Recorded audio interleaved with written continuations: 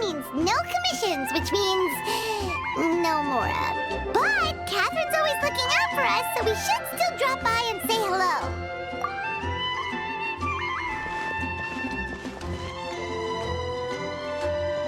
Greetings, traveler. Paimon. Hey, Catherine! Still doing the whole no commissions during Windbloom thing? In general, yes. The people of Mondstadt don't delegate their work to others this time of year. But feel free to take a look around. I think you'll pick up on something unusual. Take a look around, huh?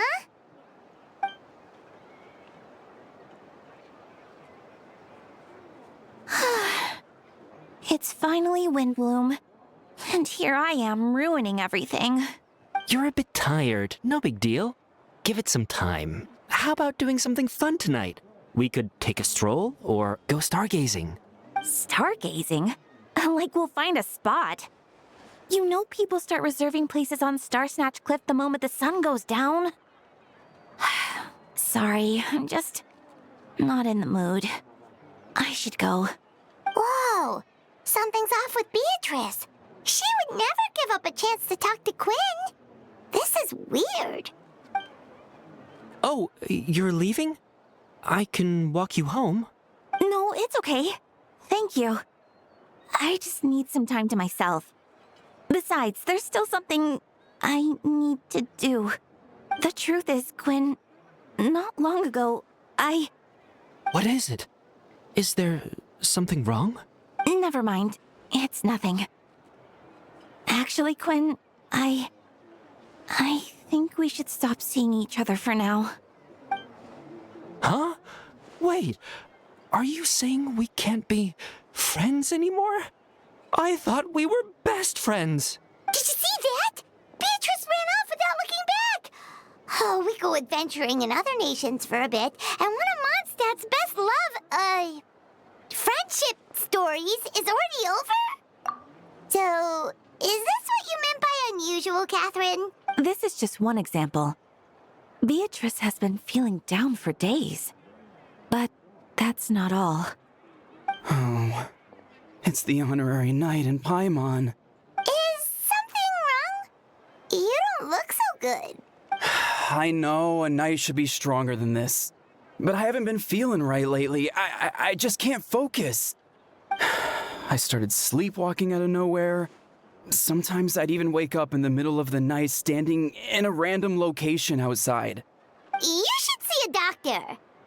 I did, but all the tests came back normal. The doctor said I'm fine. Yeah, I even consulted Miss Barbara at the church, but her conclusion was the same. In any case, she was kind enough to pray to Lord Barbados for me to get better. Is it because I saw something I wasn't meant to see?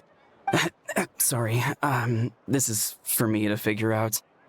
It is Windbloom after all. Anyway, I have patrol to finish. Until next time, you two.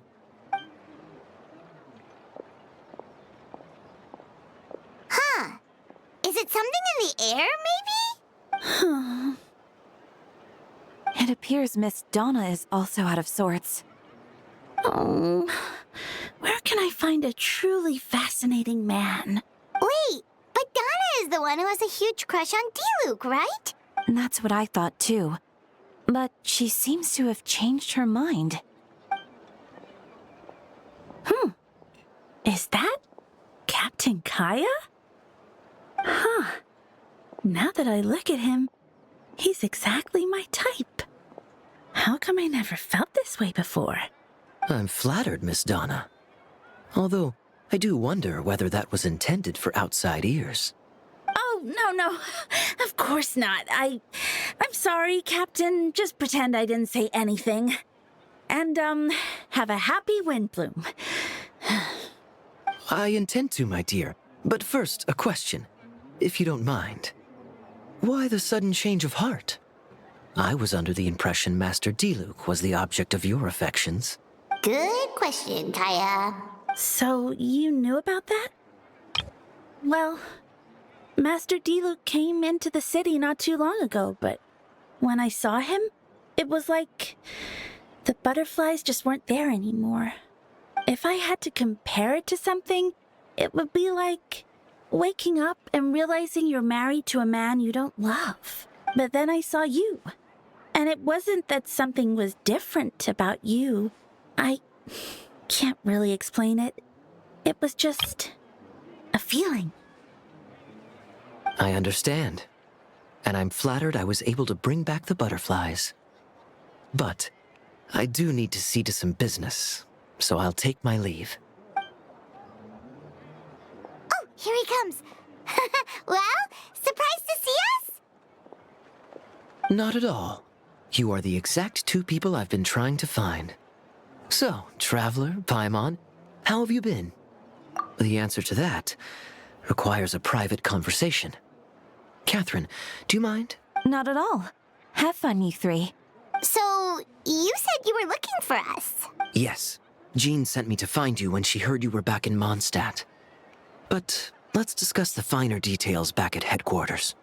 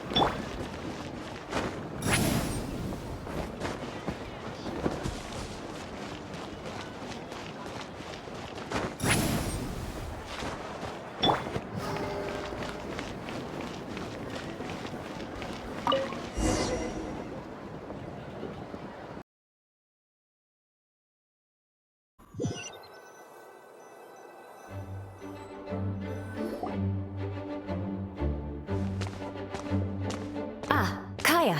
You found them. Good. With what's about to happen, it's great to have you in town. Whoa, headquarters are packed. What's going on? Honorary Knight Paimon. Oh, it's an honor to meet you. I believe introductions are in order? Allow me. You have Note, captain of the 2nd Company, Skyron, captain of the 3rd Company, Eula, captain of the 4th Company, and me, of course, captain of the 9th Company. Oh, you're all captains? That's right. Master Jean is waiting for you inside. She'll explain everything. Jean! Traveler, Paimon, thank you for coming. Ah, yes, that would be the captains. You know a few of them already, but I'm sure there are some new faces.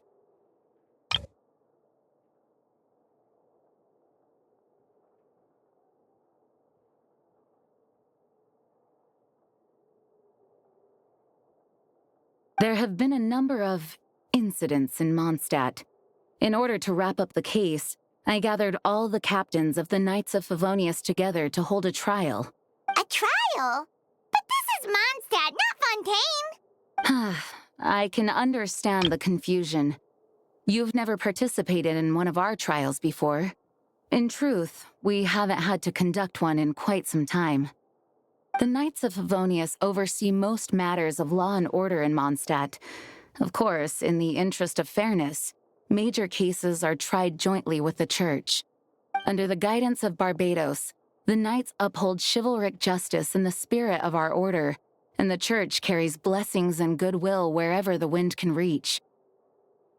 In today's case, requires a joint trial by both parties. Which means it's a serious one. So, do you need our help?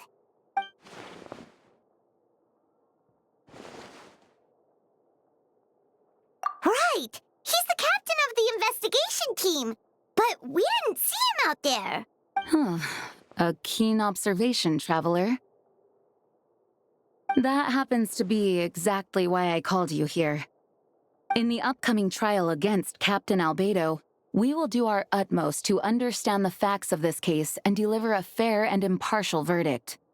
Albedo is the one on trial? What did he do? Jean, it's time. Understood. Traveler, Paimon, come with me.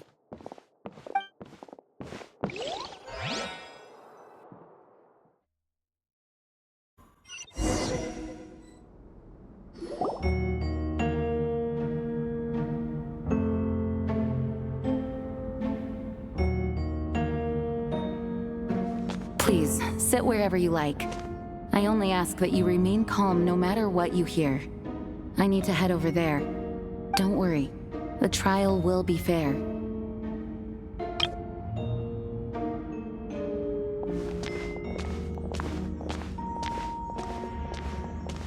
Now that everyone is gathered, let us begin. With Grandmaster Varka away from Mondstadt for the time being, I, Jean Gunhilder, will oversee today's proceedings. Mr. Dahlia, Deacon of the Church of Favonius, will serve as assessor. As representatives of our respective organizations, we will ensure a just verdict in this case. Oh, that's a new face! Deacon of the Church. Does that mean he works with Barbara and Rosaria? The defendant in today's case is the captain of the investigation team, Albedo. Certain aspects of this case are classified, and it remains uncertain whether the alleged victims are citizens of Mondstadt. As such, this trial is not open to the public. If guilt is established in this case, all facts will be made public after the final verdict is delivered. Now, the captain of the logistics company, Miss Hertha, will present the charges. The court appoints Mr. Kaya to speak on Mr. Albedo's behalf. Are both parties ready to proceed? Yes. Ready to proceed. Miss Hertha, the floor is yours.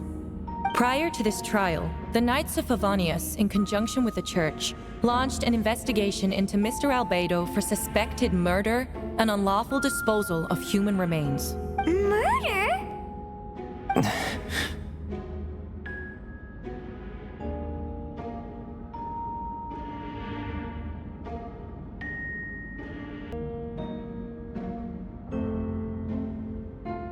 A witness stated that, 11 days ago, in the middle of the night, she saw the defendant southeast of the city gates, dragging a large object she later identified as a human body.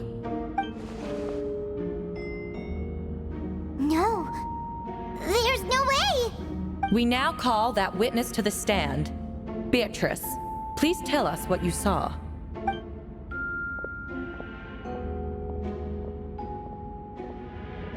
Well, I was out late that night on business, and when I came back, I saw someone in the moonlight that looked like Mr. Albedo. He was dragging a huge bag of some kind. I thought it was strange, so I followed him. Then, there was a sudden flash of golden light. The bag opened, and inside there was a body. Mr. Albedo's vision allows him to manipulate the ground with ease. So he buried it, and then removed any traces on the ground. Before he left, it seemed like he looked in my direction. Maybe it was just my imagination, but I was terrified thinking he might kill me too. Luckily, he didn't see me. I now turn to the defendant. Describe your whereabouts that night. I was working in my office, on the second floor of the Knights of Favonius headquarters. That's right. The next day, the defendant submitted his latest environmental report on the Dragonspine region. Considering the length of the text, it must have taken a considerable amount of time to finish. Can anyone attest to the fact that the defendant was working in his office that night? No. Then the length of the report is not a sufficient alibi. This isn't looking good. If the crime did occur as you described, then what about the body? You mentioned the joint investigation. Well, was the body recovered? Not yet. In other words, you dug up the location Miss Beatrice described and found nothing. You don't find that suspicious? I know what I saw. I'm telling the truth, Miss Hertha, I swear. Also, didn't you say that speaking out would help protect the people of Mondstadt? Otherwise, I'd never put myself out here like this. You're doing the right thing. Besides, the investigation wasn't fruitless. A single man's shoe and a torn piece of fabric were found in the bushes near the crime scene. The same location the witness described. If no crime occurred, then is all this just a coincidence? And yet, no victim has been identified, correct? It's true. No one has been reported missing. However, Miss Beatrice harbors no ill will toward the defendant. Her testimony clearly points to a crime, and she has no reason to lie. Does the defendant wish to say anything in response? You may believe otherwise, Miss Hertha, but I did not kill a single person. As a knight and the captain of the investigation team, I have a duty to protect Mondstadt and its people. You accuse me of murder, but there's no body or motive. The defendant raises an important point. Motive. Yet, I must be frank, not all murders are premeditated. Spontaneous conflict can also have unforeseen consequences. Nevertheless, I don't intend to prosecute this case on circumstantial evidence alone. Which brings me to the second charge against Mr. Albedo. Second charge? Please proceed. 7 days ago, at dawn, a witness saw the defendant dispose of the body of an adult male in the area between Dragonspine and Dawn Winery. I now call the second witness to the stand. Wait, that's... Diluc Roggenvinder. Please tell the court what you saw. At around 3:40 in the morning, I saw Mr. Albedo dispose of a body beneath a cliff. It was dark, but he used the power of Geo to illuminate his surroundings. From what I could tell, it looked like the body of an adult male. Tall and thin, but I couldn't make out the age. He buried the body underneath the cliff and smoothed out the ground to remove any traces. We now have accounts from two separate witnesses that describe the same modus operandi. Would you call that a coincidence? I would only inquire as to what Mr. Diluc was doing in that area so early in the morning. Not the most opportune time for a stroll. Is there such a thing? Dawn Winery is my home. It's not unusual for me to take walks in the area. I just happen to be in the right place at the right time. That's all. Master Diluc is a well-respected figure in Mondstadt. I see no reason for him to frame Mr. Albedo. Yet, the question remains, where are the bodies? Before you suggest a lack of evidence, Mr. Kaya, you should know. After the defendant left that morning, the witness found this where the body was buried. And this is? What looks like the teeth and femur of a human. Now, it does beg the question. If the burial was fresh, why is this all that remains of the body?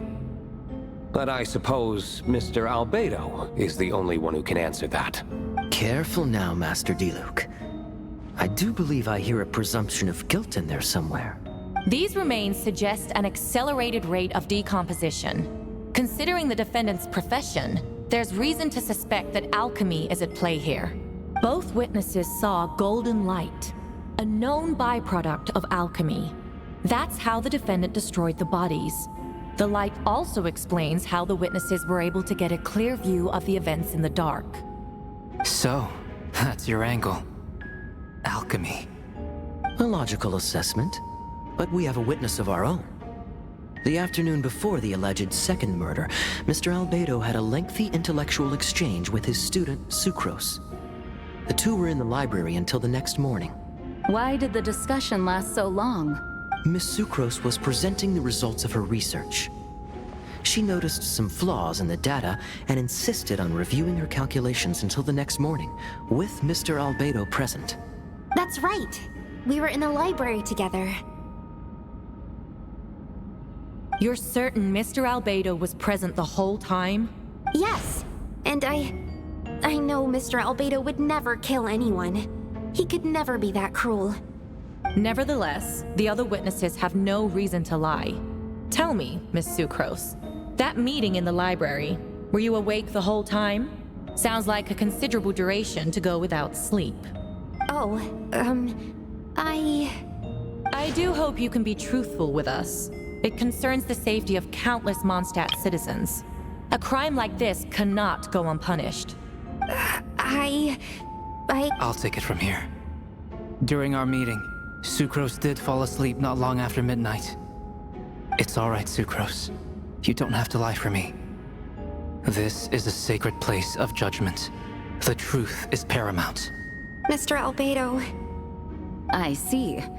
Then I'm afraid your alibi cannot be substantiated. Do you understand? Yes. I know claiming innocence without proof isn't enough. But the prosecution's argument has its own holes. There's been no mention of a motive, or what exact method could reduce a human body to those remains. No conclusive evidence of guilt. But the witness accounts do match to an extent that can't be dismissed. This is a tricky one. Allow me to submit another piece of evidence. The investigators intercepted one of Mr. Albedo's correspondences. I will now read the pertinent parts to the court. A correspondence. Oh no, that envelope does look like it belongs to Mr. Albedo. I have never abandoned the subject of human research. In fact, delving deeper into Dragonspine has led me to realize that the concept of life could be further expanded and transformed into that of birth. The mystery of human birth is often linked to death. As such, death is the most suitable material for the creation of new life. To that end, we must engage in a process of putrefaction and refinement. Putrefaction and refinement. Is that in reference to an alchemical process? The letter continues. Experimental trials have been carried out in the northwestern part of Dragonspine, in the area southeast of Mondstadt's main gate. The data is as expected. Just as you endeavored to do, I too shall take up the path of creation and break through current limitations to reach a new realm of living beings. I trust the investigators have confirmed this to be the defendant's handwriting, and that the letter makes more than passing mention of putrefaction and refinement. Correct. Not to mention, the locations indicated in the letter match both crime scenes. What more can we trust than the defendant's own words? No, it can't be true. I can't believe it. A guilty verdict cannot be delivered without sufficient evidence. In order to protect all parties involved, that is what our principles demand. My original assessment was that we lacked said evidence. But now, it seems the only remaining questions are the identities of the victims and the specific alchemical process used in this case. Then we are in agreement. The evidence is conclusive. On the charges of murder and unlawful disposal of human remains, the court finds the defendant guilty.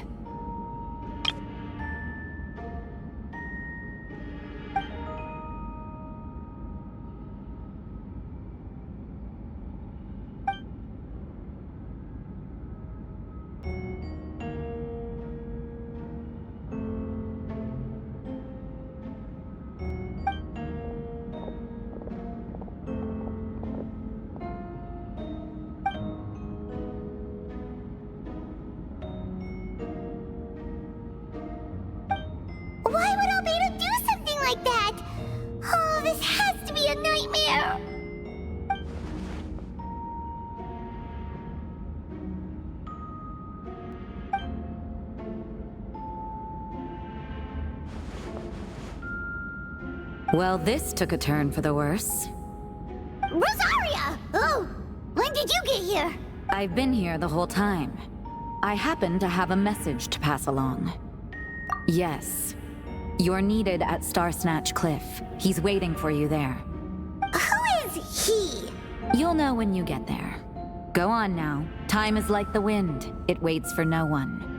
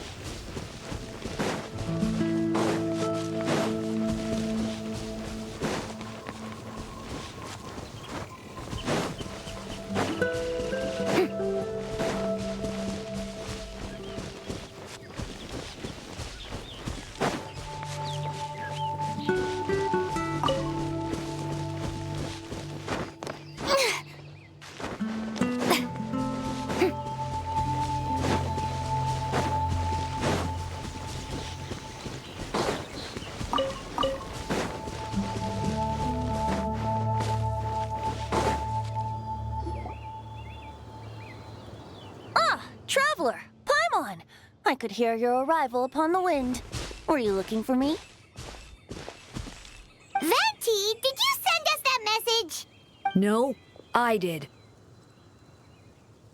Whoa, where did you come from? Wait, Venti, do you know this guy? His name is, what is his name again? Didn't think I was that unmemorable. I'm Dahlia, Deacon of the Church of Favonius, and Herald of the Animo Archon Barbados. Not gonna forget next time, right? That's right. I noticed you during the trial. The legendary honorary knight. You seem to have a lot of thoughts on your minds, so I thought we should have a chat. After all, I am the Herald of Barbados. If the people of Mondstadt are in danger, I should keep the Animo Archon in the loop. Wait then, you know about... About what?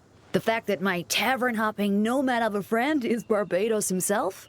Don't worry, Dahlia and I are close. He knows everything. Besides, a god needs someone to communicate their will in a formal setting, and no one does that better than Dahlia. Not that I saw that coming when we first met. But back to the matter at hand. I believe you two already know about Albedo's background. So, you know too, Venti? That's surprisingly Archon-like of you. Well, I knew from the moment Rhine-Daughter and Alice brought Albedo to Mondstadt. When those two are in town, no one can afford to slack off. The Kryda Prince, a perfect specimen of synthetic life.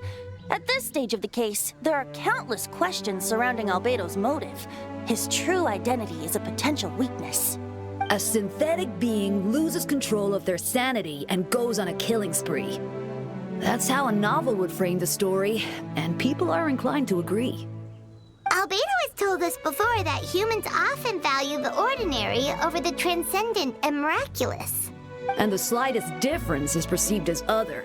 A very common phenomenon. Which means we need to find a way to help your friend. Me? Well, I know that Albedo is a synthetic being, and that a lot lot of strange things have been happening in Mondstadt, even though Windbloom should be about drinking and having fun. We noticed that too! The minute we got here, something was off.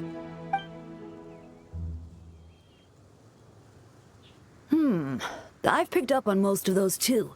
Miles is out of sorts. Beatrice seems anxious. Although I didn't know Donna stopped being interested in Master Diluc. When no love remains for the songs to tell, the world becomes naught but an empty shell. Cruel is said fate, cruel it may be, were it not for a hero who could set us all free. What are you getting at, Tone Deaf Bard? Oh, just making a comment. There are always unavoidable trials in life. At least, that's what Barbados would say. A certain someone is going to need to overcome a trial like that. In such cases, even the Seven know better than to tamper with fate. If only there was a brave soul willing to aid their friend in his time of need. Should he meet a terrible fate, all of Mondstadt could be worse for it. If you wanted our help, you could have just asked, you know. Well, even if Albedo wasn't at the center of this case, protecting Mondstadt is part of being an honorary knight, right? You'll still have help, of course, which is why I prepared a little surprise. Behold! Ooh! Paimon remembers that Jumpy Dumpty! Don't worry, I removed the fuse, so it's not going to explode. Say hello to the Dodo communication device. So, this thing belongs to you now? We're old pals. Don't think she'd care if I borrowed it for a few days. Anyway, this invention, with a little help from a trick of mine, will allow us to keep in touch. Just take it out and we can chat. That's all I ask. No matter what comes, you have the wind on your side.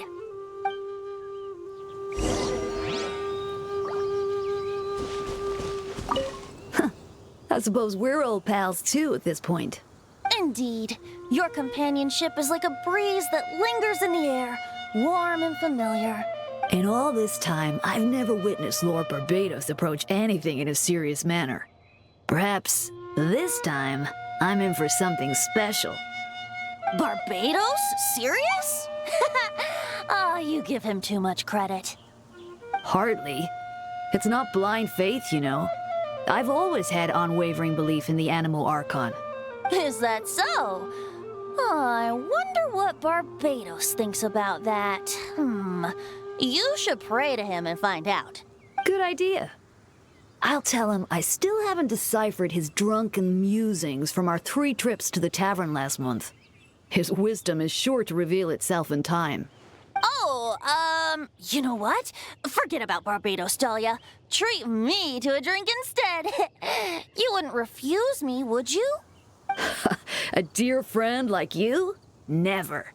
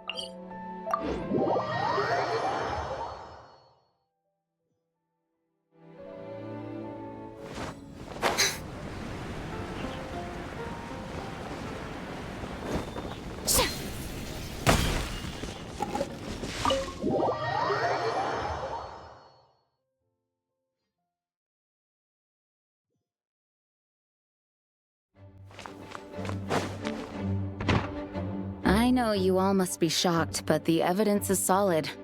Albedo's situation is not looking good. I still don't believe Albedo would do something like that. Using living people as alchemical test subjects? It's like something out of a novel. Perhaps it's best for me to remain impartial, but I've worked with Albedo before. He's an alchemist, not a sadist. This version of events is as hard for me to accept as anyone. But Varco once said Albedo is very different from the rest of us. Perhaps there are things we still need to learn about him. Let's see what Albedo has to say for himself first. Would you mind giving me a moment, everyone? A private matter requires my attention. Hey, Jean! Traveler, Paimon. Perfect timing. Kaya has a favor to ask. Like Jean said, after the verdict, we have time to submit an appeal. And I will do my utmost to convince Albedo to accept. He's been acting strange, and I can't read him for the life of me. But I need you two to start investigating the case. Yes, it's also time for you to get involved. As well as honorary members of the Knights of Favonius and Albedo's friends. Kaya and I already have an official involvement in this case. We need a pair of fresh eyes. I know it's against the spirit of the season to task you with this, but Albedo is a trusted member of our ranks. We owe him the benefit of the doubt. I know you'll get to the bottom of this, Traveler. You've never failed us in our time of need.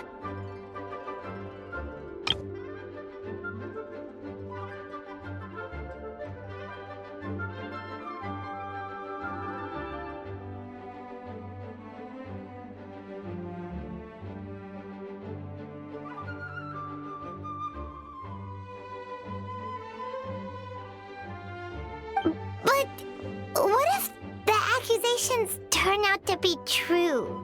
Then you will have done Mondstadt a great service all the same. I'm expecting a retrial. Until then, you're welcome to have a look around Albedo's office on the second floor. I'm counting on you.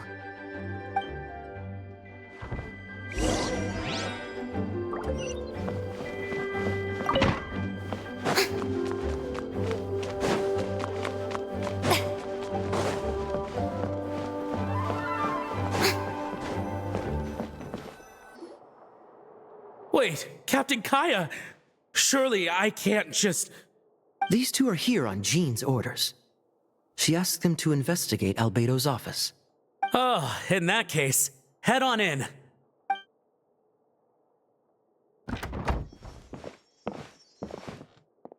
So this is Albedo's office.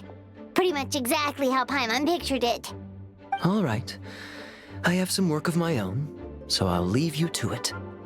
Good luck, you two. Right back at ya.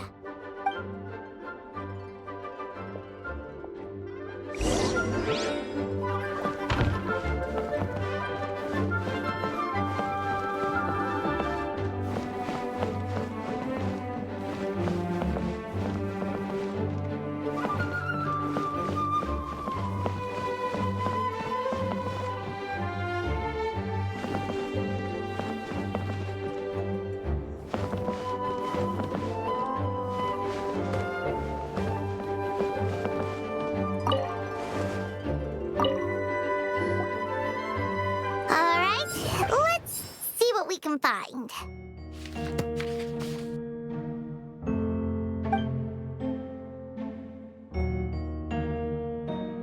Wow, these books are so fancy. Albedo must have gone to great lengths to get them.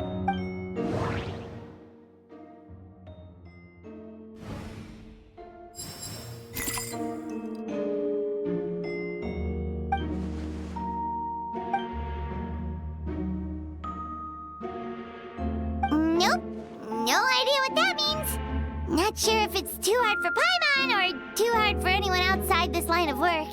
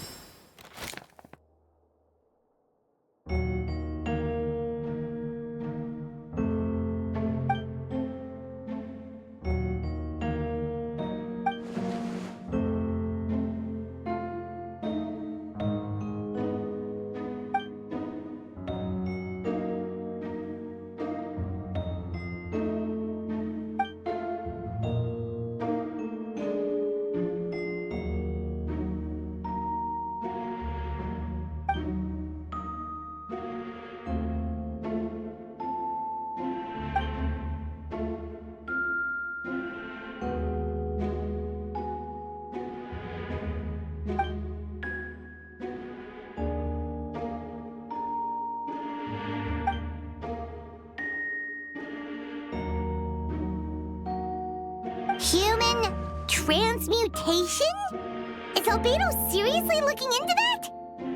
Ooh, Paimon doesn't want to think about that.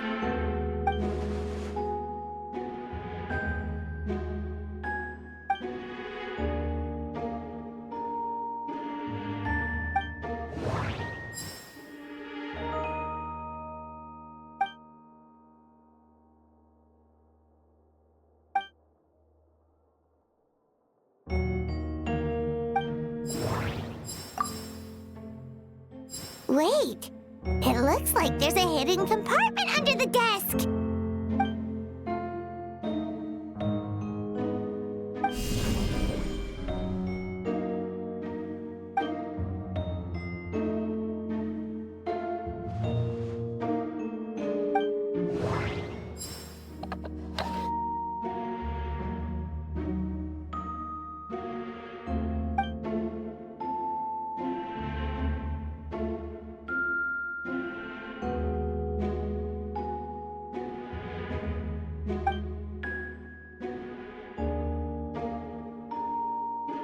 The name of the project is blotted out in ink.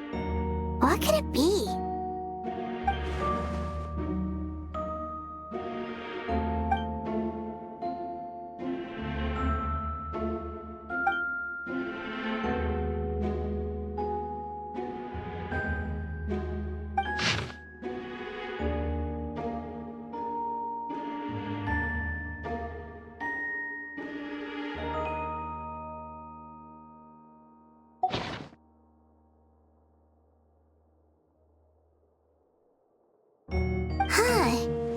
What does this mean? Oh, do you think something might also be buried at the last location? Alright, that seems to be it for this place.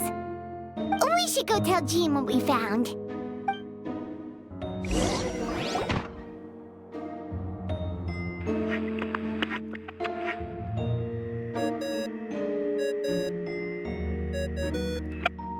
Oh, Vent is calling! Let's answer! How's the investigation going? Find anything? Oh, we found stuff, all right. Stuff that only makes Albedo look even more suspicious. I see. So, Albedo's researching something that doesn't help his case, huh?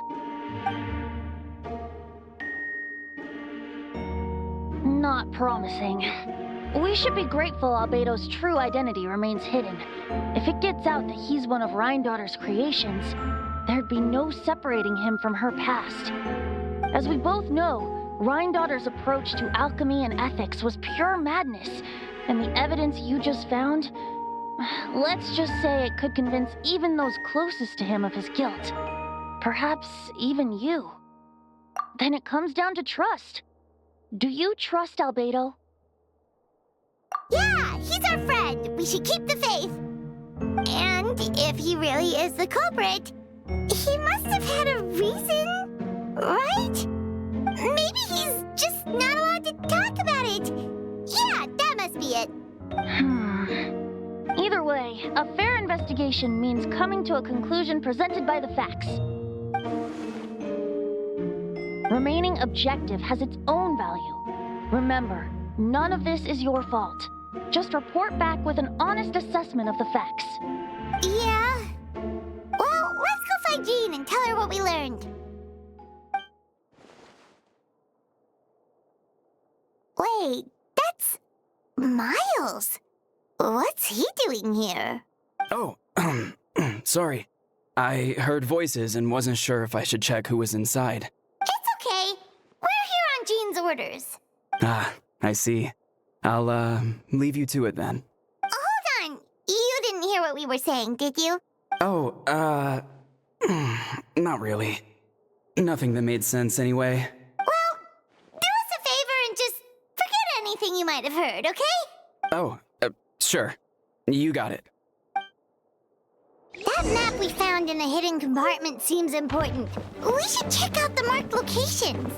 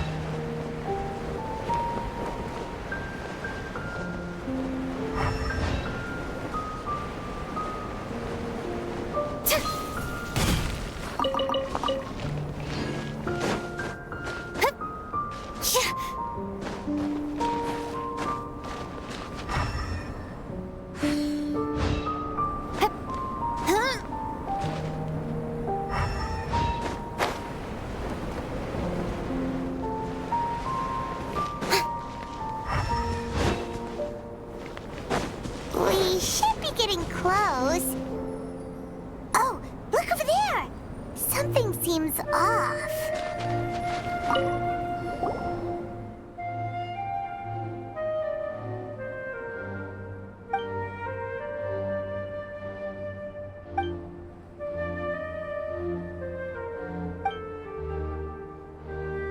Weird. There's a hole, but no body. The prosecution's argument is that Albedo used alchemy to destroy the bodies, but this location is different from the other two. Why not fill the hole, or smooth out the ground like the other places?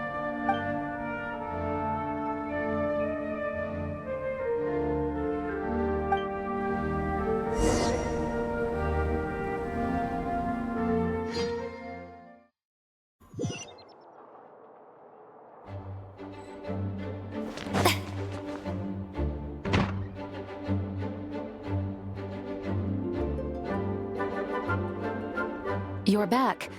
Did you find anything? Yeah, but none of it helps Albedo's case. I see. A complicated result, but your efforts are appreciated. Yes, he asked for a retrial. There are still questions surrounding the identities of the victims and the disappearance of the bodies. The minimal remains that were uncovered have been sent for forensic analysis, which should provide some answers. It's just... What's wrong? If the victims turn out to be Mondstadt citizens, the situation becomes all the more serious. The second trial would likely have to be open to the public, and I doubt public sentiment will be in Albedo's favor. Yeah, not when the charges are so serious. The second trial is set to take place in 2 days. I hope you consider attending this one as well. Of course, we'll be there. In the meantime, we should all just stay positive. Well said. When the time comes, I'll carry out my duty to the best of my ability.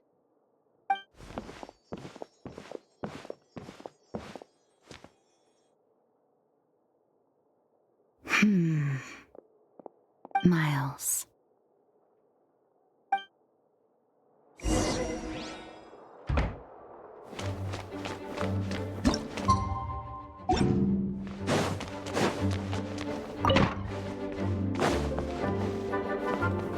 The second trial is set to take place in 2 days.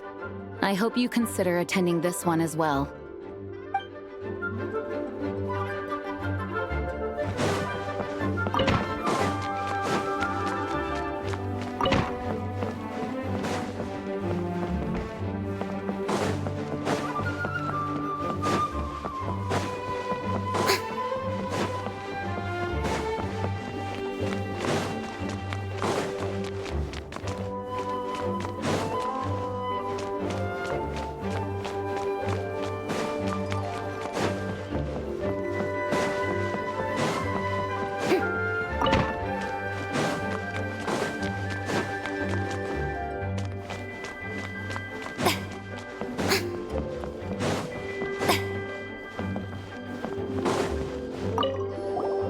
Since you have Master Jean's permission, you're free to investigate the office anytime.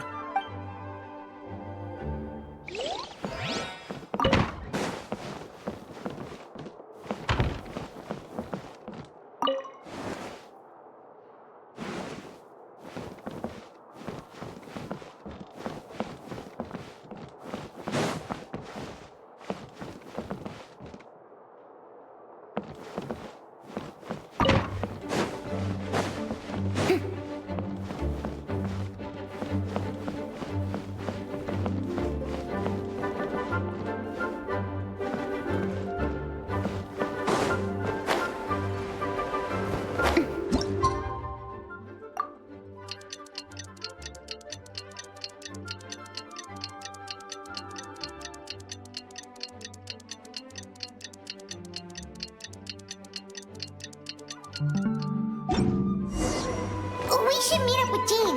It's about time for the second trial. Ah, you two. Let me know if you're ready and we'll head out. All right, follow me. Ladies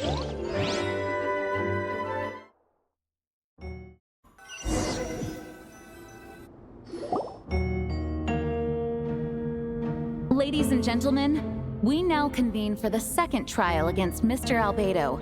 I, Jean Gunhilder, will once again oversee the proceedings. Representatives on both sides remain unchanged, and Mr. Dahlia will continue to serve as assessor.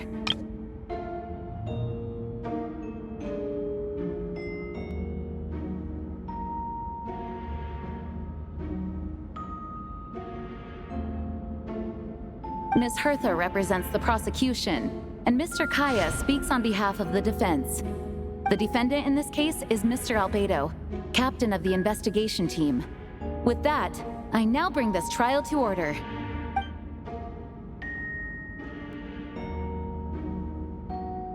Ms. Hertha, have the investigators made any new discoveries?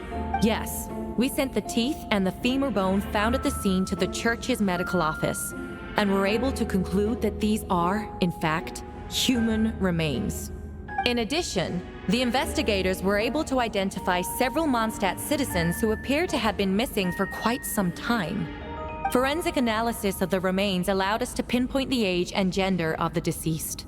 Interestingly, one of the missing individuals matches that profile to a T.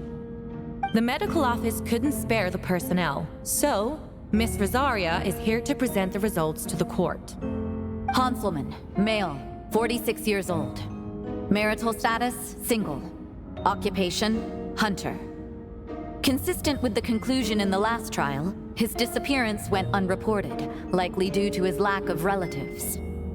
In addition, medical records show that he sustained a mechanism-related injury to his leg 3 years ago. The damage on the femur bone Mr. Diluc found is consistent with such an injury. Therefore, we can conclude that one of the victims in this case is Hanselman. A specialized technique was likely used to accelerate the rate of decomposition. Is it reasonable to assume this technique to be alchemical in nature? Alchemical or magical. Both are possible. Thank you for your testimony. The identity of one of the victims is now confirmed. But what about the defendant's motive? Considering what he wrote in the letter, we can deduce that the defendant needed subjects for an alchemy experiment. Who better than individuals whose disappearance would go unnoticed? In other words, he sacrificed the good people of Mondstadt for his own gain. A truly vile act. In addition, another witness has agreed to testify. Miss Donna, if you would. Not good. Wait, Donna from the flower shop? I'm sorry it took so long for me to come forward. But the night Master Diluc saw Mr. Albedo, I was there too. I was camping with a friend and we decided to stop near Dragonspine. I couldn't really get comfortable that night, so around dawn, I decided to go for a walk. And that's when I saw Master Diluc. I thought it might be nice to, chat. So I headed in his direction and then I saw it. Someone at the bottom of the cliff was getting rid of a body. I was terrified the person might see me. Even after I fled, I couldn't shake that fear. And I started to wish I never had a crush on Master Diluc in the first place. If I hadn't wanted to talk to him, I would never have been in that situation. Well, I didn't want to come forward because I was scared. But Miss Hertha convinced me it was the right thing to do. I'm sorry it took me so long. I see. Just stepping forward was brave enough, Miss Donna. The court thanks you for your courage and commitment to justice. Yes. Thank you. The two witnesses corroborate the same sequence of events. That That just leaves the question of how the defendant disposed of the bodies. I believe the answer lies in the alchemical technique mentioned in the letter. The defendant is the most accomplished alchemist in Mondstadt. He has the skill, no question. A special investigator also uncovered some relevant evidence on that subject. I will now present it to the court. Wait, does she mean... The following are pieces of evidence uncovered in Mr. Albedo's office, the most important of which is this map.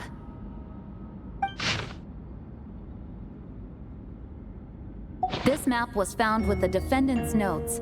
The markings correspond with the description in the letter and the locations of the crime scenes. Does this map belong to you? Yes. Were you the one who marked these locations? Yes. You do realize that's basically an admission of guilt, don't you? The evidence against you is nearly insurmountable. No. Since you uncovered that compartment, I might as well expound on the matter. We have witnesses and physical evidence. What could you possibly say in your defense? What I always have. I never killed a single person. Ugh, you have some nerve. Saying that when the evidence is stacked against you?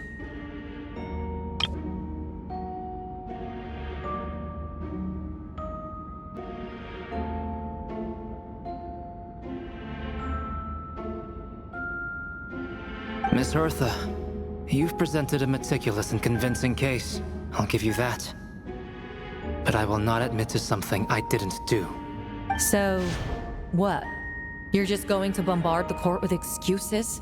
That's a rather dismissive way to refer to an innocent man speaking in his own defense. Besides, I'm not making excuses. I'm exercising patience. That won't make the charges against you disappear, Mr. Albedo. Perhaps not. But patience comes with its own reward. It's easy for things to remain buried in snow until someone comes along and brushes it away.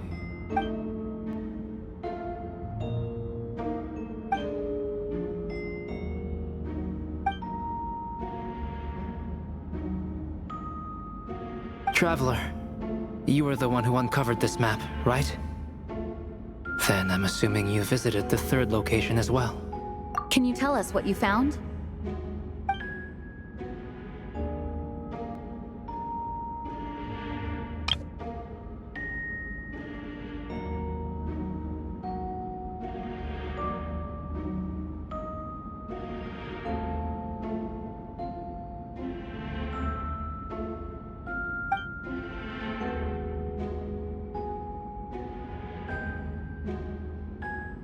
Then, there must also have been a body.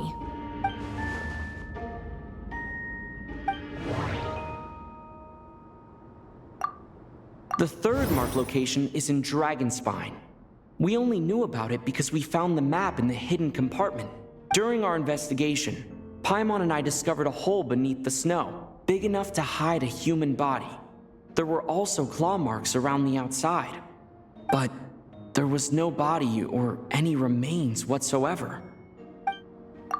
The first marked location is near Mondstadt.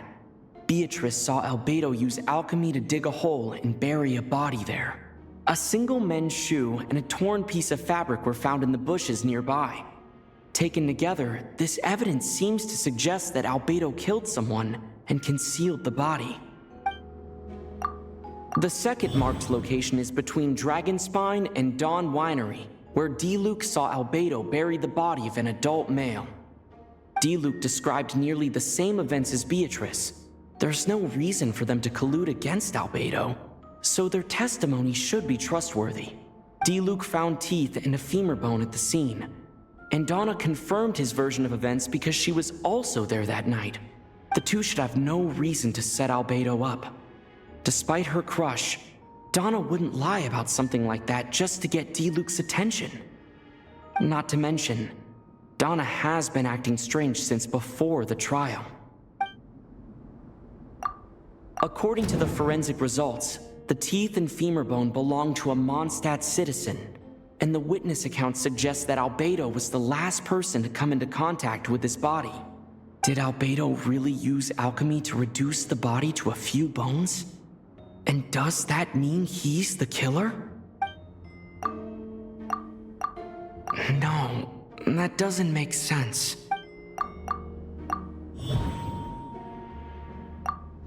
Albedo marked these 3 locations on the map found in the hidden compartment. There are some similarities and differences between them. Based on what we know, all 3 locations were likely used to hide bodies. The holes dug in each area certainly seem big enough. But unlike the first 2 locations, there were claw marks around the hole in the 3rd location, and no witnesses saw anything happen there. Dragonspine is home to all manner of monsters and wild animals. Could some kind of creature have dug up the body? But why wasn't that the case in the other locations? The marks didn't look fresh, which means the hole at the 3rd location has been there longer than the other 2. But if the hole at the 3rd location wasn't made around the same time, does that mean it's connected to a separate incident?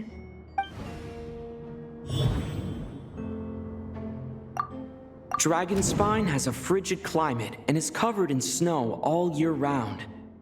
Even so, it's home to various monsters and creatures that can withstand the cold.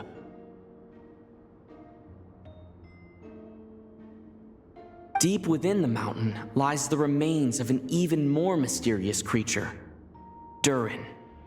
Although the dragon has been dead for a long time, he still possesses a peculiar life energy. Now that I think about it, a lot of strange things have happened on Dragonspine.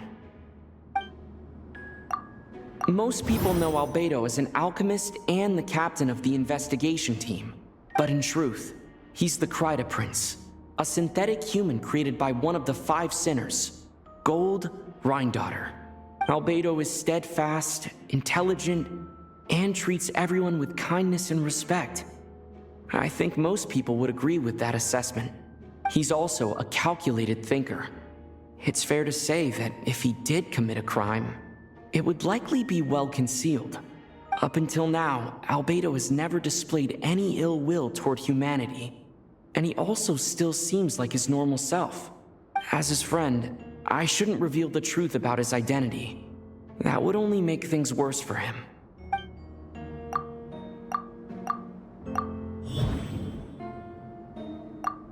I almost forgot. Paimon and I once encountered someone on Dragonspine who looked exactly like Albedo, and we weren't the only ones. Wait a second. Someone who looks exactly like him.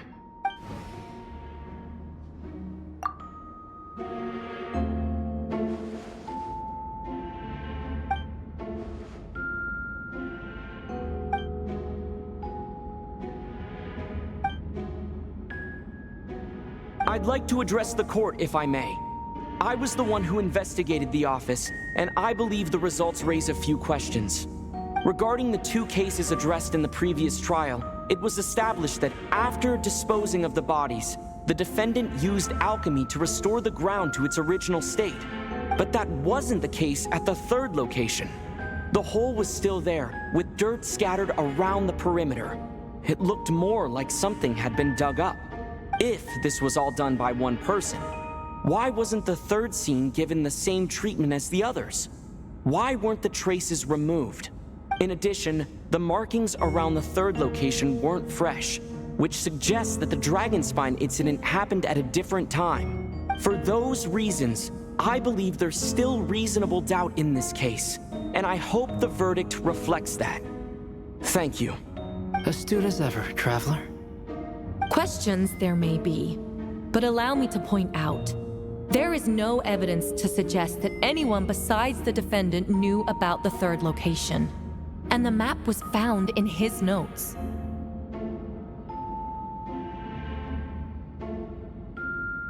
That fact alone makes him the most plausible suspect, unless Mr. Albedo suddenly plans to deny that the map belongs to him. Allow me to respond to the Traveler's point. If all I cared about was proving my innocence, I would indeed do as you described, Miss Hertha, and deny any connection to that map. But that is not what I intend to do. The map does belong to me, And I did hide things at those 3 locations. What? There were indeed bodies at each location. And I did kill and bury someone on Dragonspine. Ha! So you admit it. Let the record reflect that the defendant has confessed to his crimes. You're mistaken, Miss Hertha. The story doesn't end there. Some time ago, I encountered an uninvited guest on Dragonspine. Someone who wanted to take advantage of the deserted nature of the region to eliminate me in secret. His desire to kill me led to an altercation, where I killed him instead, and buried the body on the mountain, the 3rd location marked on the map. Actually, the traveler Amber Bennett and I were with Albedo that day. The Adventurers Guild was holding an event on Dragonspine. After it ended, we all left the area. If the person Albedo is referring to is different from the one we encountered on the mountain, then the altercation must have occurred after we left. This only proves that the defendant is guilty on all counts. Those innocent people, their blood is on your hands. No, you're wrong. You deny it? After admitting to murder for the whole court to hear? You've clearly lost your mind. If you would let me finish, Miss Hertha, I could get to the important part. The man who attacked me on Dragonspine was my height, with blonde hair and blue eyes, dressed in clothes nearly identical to mine. So, someone who happens to look exactly like you? Exactly like him?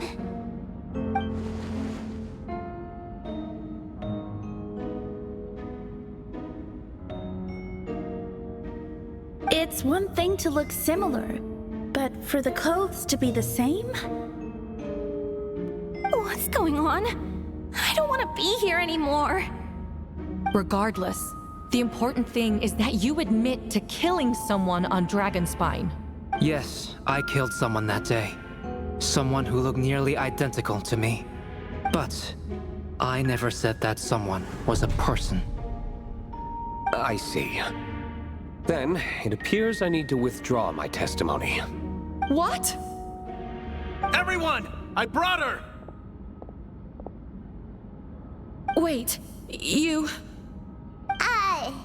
The person who just came in, isn't that Hertha? What's going on? Who are you? Why do you wear my face? Hello to you too. As you can see, this is Hertha, the logistics captain of the Knights of Favonius. I see what's going on here. It's all been leading up to this, hasn't it? Your confession. It was all an elaborate stunt to set me up. You want to undermine my credibility? Fine. It doesn't eliminate the mountain of evidence stacked against you. All I want is justice for the people of Mondstadt. Order in the court! I've been stationed on Dragonspine all these years, because that is where the subject of my research lies. The dragon Durin. Several hundred years ago, the dragon of the East, Dvalin, defeated Durin in battle, and with help from Barbados, sealed his remains on Dragonspine. Durin was created through alchemy, one of the finest specimens of artificial life. As such, death was not a true end for him. His heart still beats and grows more revitalized by the day. My imposter on Dragonspine was a failed specimen abandoned in Durin's stomach. An unsuccessful iteration of the Homunculus project. Homunculus? Are you trying to insinuate that I'm some kind of... the homunculus? Because it looks to me like the artificial one is standing right there. Some kind of imposter you dragged in from Dragonspine. So this is what I look like when I fly off the handle. You know, they say imitation is the best form of flattery, but your impersonation has overstayed its welcome. Master Jean, what are you waiting for? We've known each other for so long. You recognize the real me, don't you? The two of you look identical, but judging based on demeanor, the new arrival actually seems more like the Hertha I know. That means nothing! By that logic, I could just as easily accuse the Albedo in this room of being an imposter. How do we know he isn't the fake one? A cold-blooded killer who replaced the real Albedo long ago. Then, how about something only the real Hertha would know? The longest scar on my body. The knights who fought alongside me that day should remember where it is. I remember. Let's hear your answer. I'd like to hear Miles' answer first. Huh? You don't know? Or you don't remember? I heard you've been acting strange these days. Disoriented? Confused? You were closer to me than anyone during that battle. And yet you don't remember a thing. Strange indeed. No, my head. It hurts. The scar is right here.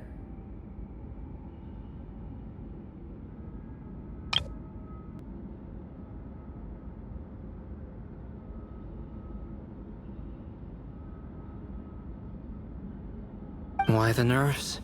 I can't imagine this comes as a surprise. Unless your informant in the Knights of Favonius failed to mention the scar on Hertha's left arm. Albedo has done a lot of research into beings like you. If you deny it, then show us your arm. No need to panic. You can just add it now. You excel at changing your appearance, don't you? Or, I should say, all spawn of Durin's life force have that ability. A powerful life force, an appearance you can change at will. Yet here you stand, formless one, paralyzed to act. Because you're worried using that power could affect your accomplices. Accomplices? Then Miles must be one of them. There are others too. Most of the beings under the influence of Durin's life force have gathered here. And yet, their presence is what impedes her from taking action. Once you attempt to transform, all who surround you will be affected by your power. You can't control it, because in this network of living beings, you serve as the core. Show us your arm. Ugh! Have it your way! Whoa! Come on, let's go!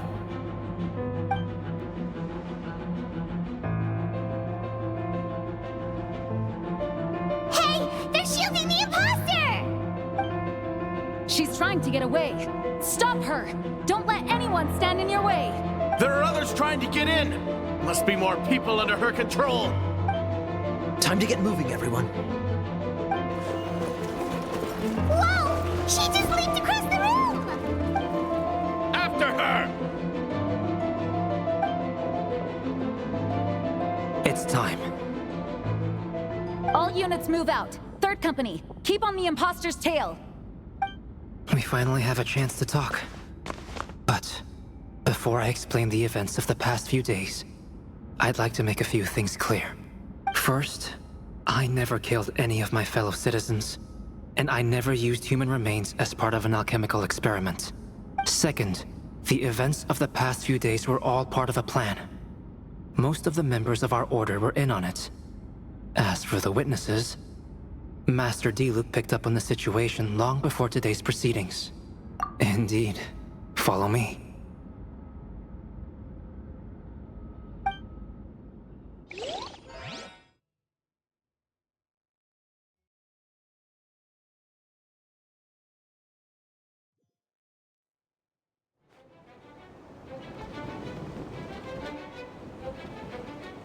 What? How are there monsters in the city? They are all monsters from Dragonspine. An attack is imminent, but fear not. We've been preparing for this. We've been monitoring the resurgence of Durin's life force. Its festering nature agitated these monsters. We knew it was only a matter of time before they advanced on Mondstadt. And so, we made preparations for an inevitable battle. I was hoping you two could join me and provide assistance in the battle to come. Of course. Where's our first step? The top of the city wall.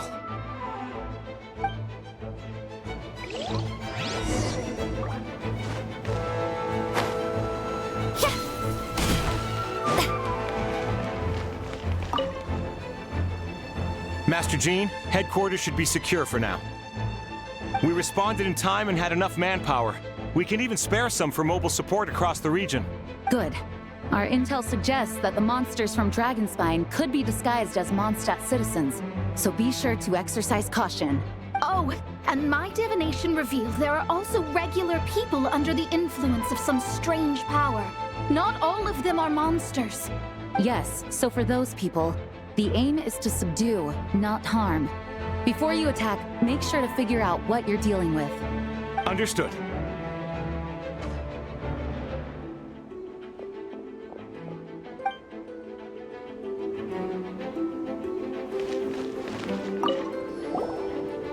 Perfect timing. I was hoping you three could form a mobile unit to help respond to the various threats in the area. It's been a while, Traveler. I'm also here to help. Jean and I are going to remain here to monitor the situation. We'll leave the other locations to you. Don't worry, my scryglass doesn't show the slightest chance of failure. Victory will be ours.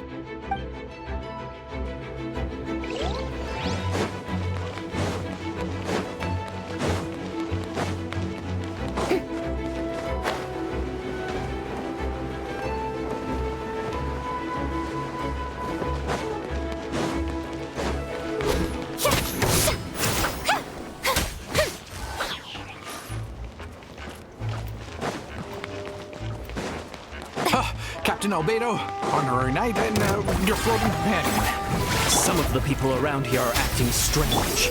Be careful.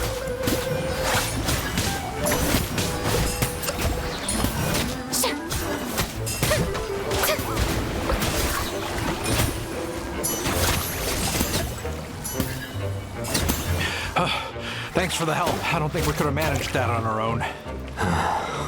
I hope everyone's all right. We really appreciate the help.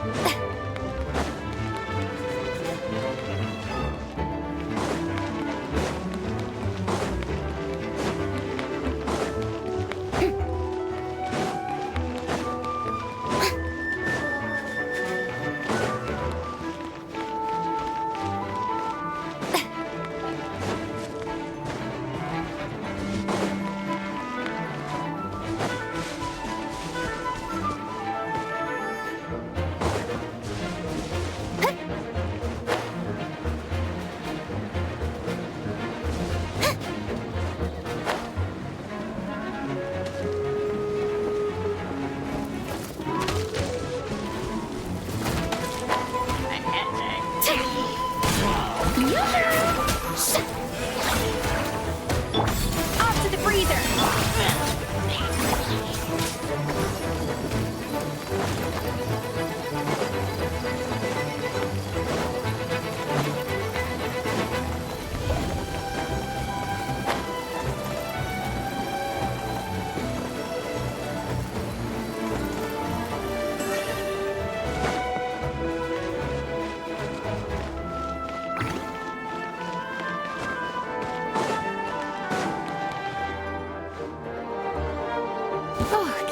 It's you.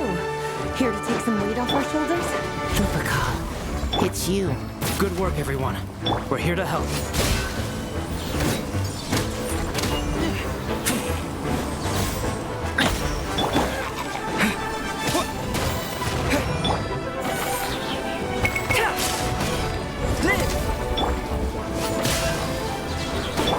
You're in for a little shock.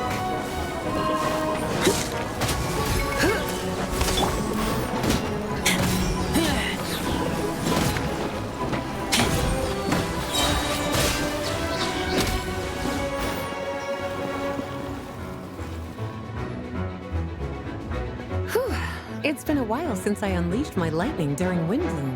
It happened a lot before? Unleashing lightning on people? No. Once in a while, maybe. It sure feels good to let loose, though. My old professor even wrote to me about that a few days ago. Of course, I made sure to emphasize that I always treat others with kindness. It's only natural for a student to inherit their teacher's ways, after all. and one was a gentle old man from the Spontamat school. So you see, this time I only used gentle methods of electrocution. So gentle, even Jean would have no reason to intervene. Huh. Gentle electrocution. You seem to be in good spirits, Miss Lisa. Well, it's good to move about every once in a while.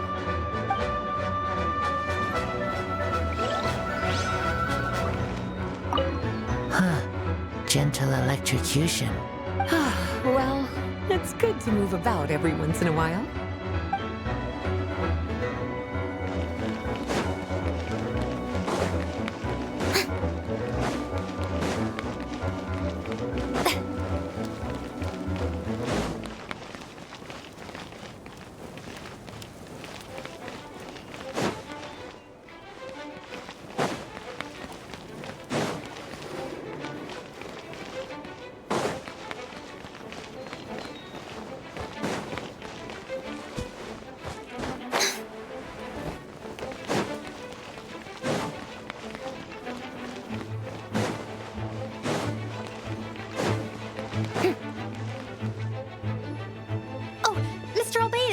Traveler. Everything good here? All good. A few monsters made it into the city, but Master Diluc and Mr. Kaya helped me take care of them.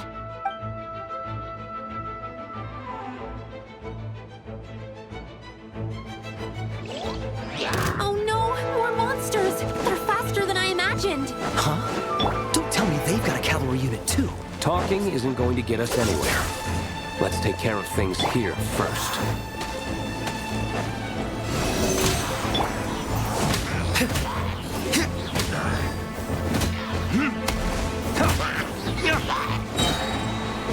All right, all clear. We should check the situation outside the city gate. Take care, Miss Sucrose. The young master and I are going to eradicate some evil outside. Oh, okay. But, I think you should hurry up, Mr. Kaya. Master Diluc is kinda leaving you in the dust.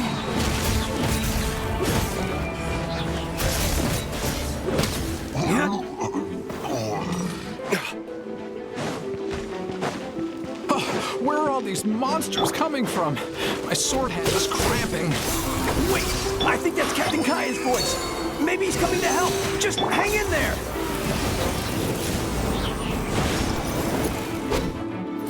Fantastic job defending this place, you two. We'll take it from here. Oh, Captain Kaya, Swan is... Hey, I'm fine. It's your leg we should be worried about. Swan, Lawrence, you should both get treated at the church. Don't push yourselves. We'll take care of things here. But, Master Diluc, didn't you leave the Knights of Favonius? What? Are knights the only ones capable of defending this gate? It's fine. Master Diluc is just altruistic as always. If a civilian is willing to help out, who are we to turn him away? Understood. We're grateful for the support. Yeah, thanks a million. We'll be back soon. I have some spare time right now, so I was planning to make some potions to help the people fighting. A sound plan. Remember to be careful. I know it's unlikely, but if you encounter a situation you can't handle, retreat to somewhere safe. Don't worry about the front line. Understood.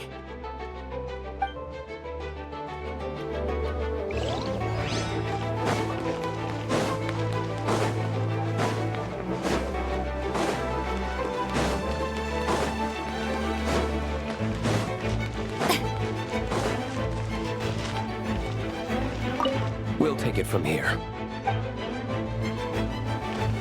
We'll take it from here. We'll take it from here.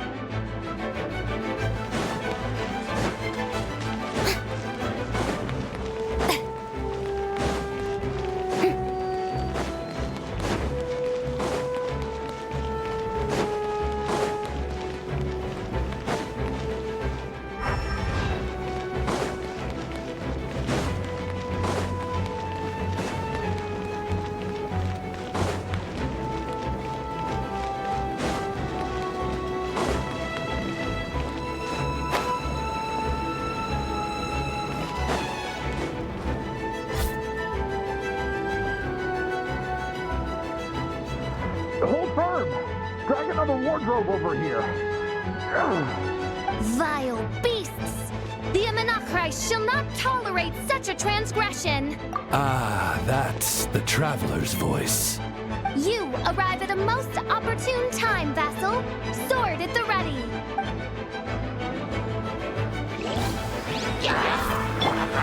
Come as it be! On for field ice!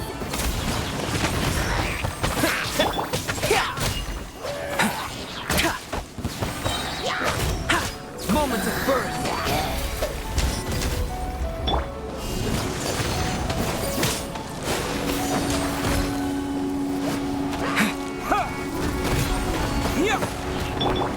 Burst forth!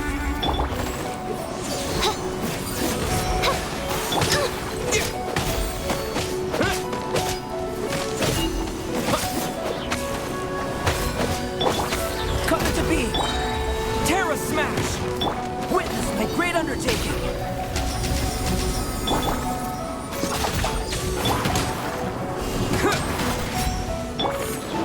Live!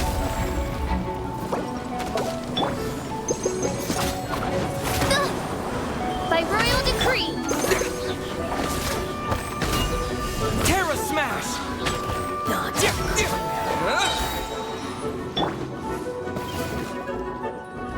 Fear not!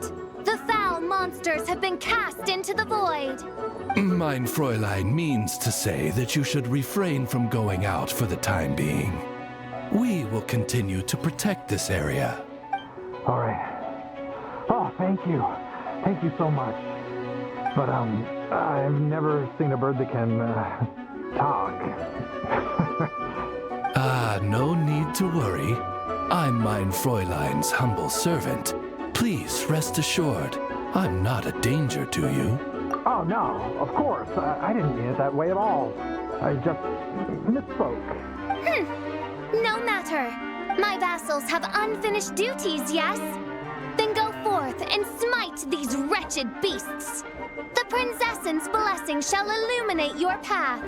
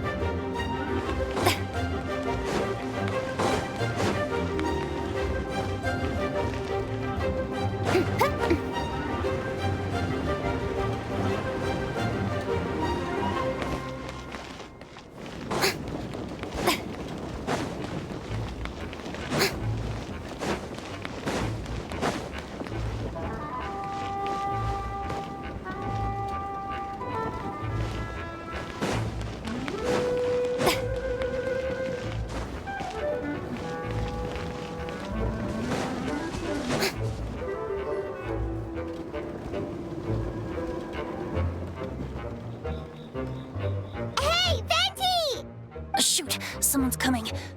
Help me! Please! Someone help me! What's with the freak out? It's just us. Ah, perfect. I can drop the act. Sorry, I thought you were regular citizens. It's about time. I think we can proceed as planned. I agree. Although, it's been a while since I dealt with something this big. Oh, it's gonna be pretty exhausting. Don't worry. I'll treat you to a drink for your trouble. Just what I wanted to hear. So, these two know the other's identity then? Monsters started surging in from Dragonspine during the trial. they soon became agitated, likely in response to the core coming under pressure. Still, I never expected those monsters to have become this advanced. The power of evolution cannot be underestimated, especially considering the fact that Durin absorbed the previous imposter.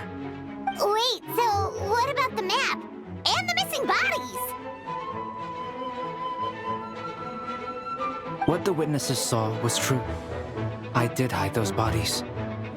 As I monitored the situation on Dragonspine, I noticed that many who ventured there came back different. Some were under the influence of Durin's power, but the less fortunate ones had already been devoured by monsters, who then assumed their appearance to infiltrate the city. Most of those who were replaced had no close relatives, so when their behavior changed, there was no one to notice. The monsters used their disguise to get close to people. I eliminated 2 who attempted to attack. What about the remains Diluc found? Did they belong to one of the victims? Yes. The monsters slowly digested their victims. Sometimes, they even left behind body parts to aid the transformation. All that remained of the first victim was a few strands of hair, and the second, some teeth and bone. The only bodies Albedo destroyed were the monster's mimic forms. Then he buried whatever remained of the victims to put them to rest. Well, someone had to do it.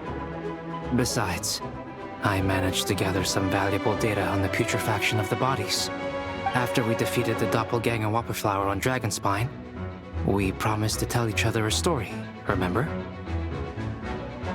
I'm glad. Then you remember what I told you about Subject 2? In his pursuit to replace Subject 1, he transformed a Whopperflower into Subject 3.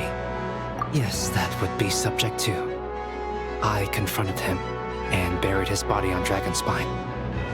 So, you see, at one point, there was something hidden in that hole you found. But Durin is becoming more revitalized by the day. Under the influence of his power, the monsters dug up Subject 2's body and returned it to Durin's stomach.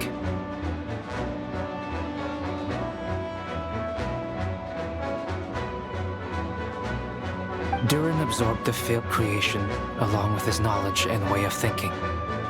Ever since then, all creatures spawned from his power had the ability to transform their appearance.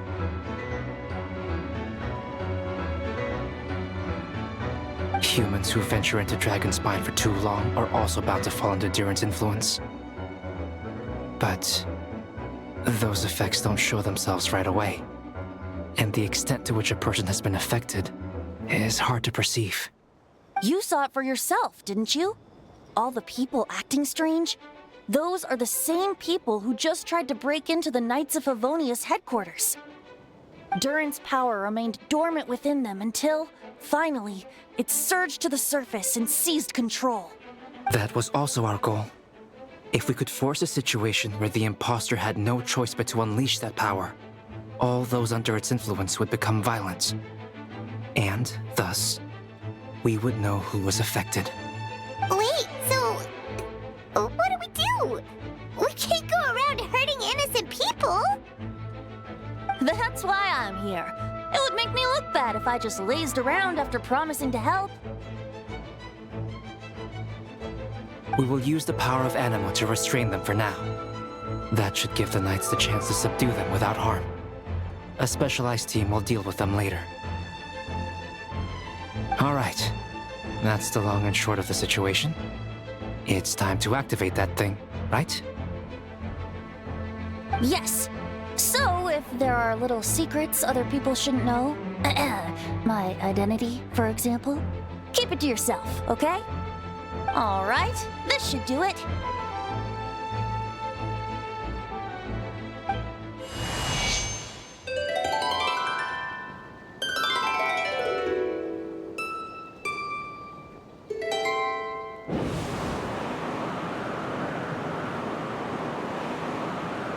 Wind currents? Paimon's never seen this many. There should not be currents across the whole city. Everyone, can you hear me? Loud and clear. All units, what's your status? All good. We have enough manpower to provide support. Requesting assistance at the side gate. Heading over now. Whoa!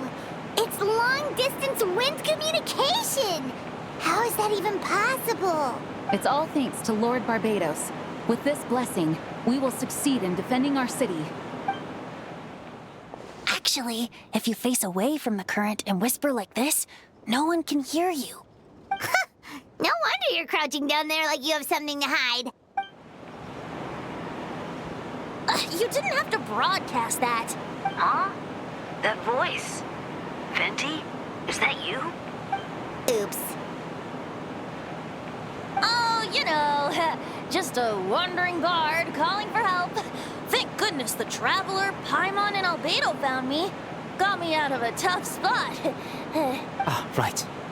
Now that you're okay, we should check on the status of the other areas. Thanks, friend. May the Animo Archon protect you.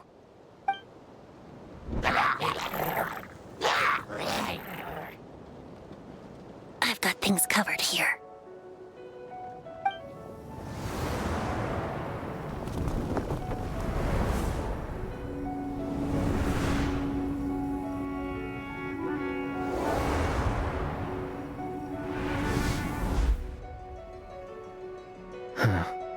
I don't like being in the middle like this. Especially on a bridge. Oh, look who it is. Get back! Phew. That was a close one. I suppose thanks are in order, Master Diluc. I appreciate the help. No need. I didn't intervene to save you. It was for my own convenience. You were in my way. Oh? Well, let me get out of your hair then. I suppose we could work together, but you would just melt my ice anyway. Suit yourself. All right, tell me. When did you notice something was off? The first trial. Ah, because of the fake Hertha? No. Because of you. Me? What did I do? My defense wasn't passionate enough? No. You weren't nervous enough. Tell me then, Master Diluc, when do you think I actually get nervous? I suppose we'll see, won't we? Monsters, incoming. On second thought, best not to think about it.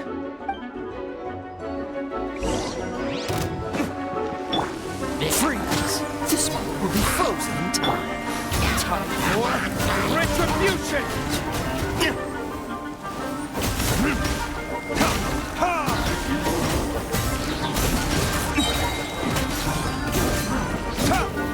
Verdict is...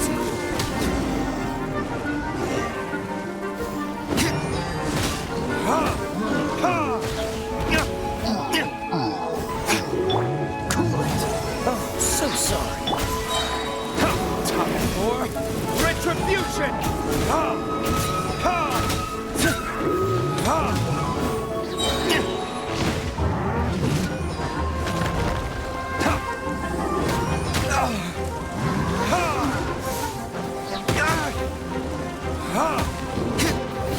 Verdict is...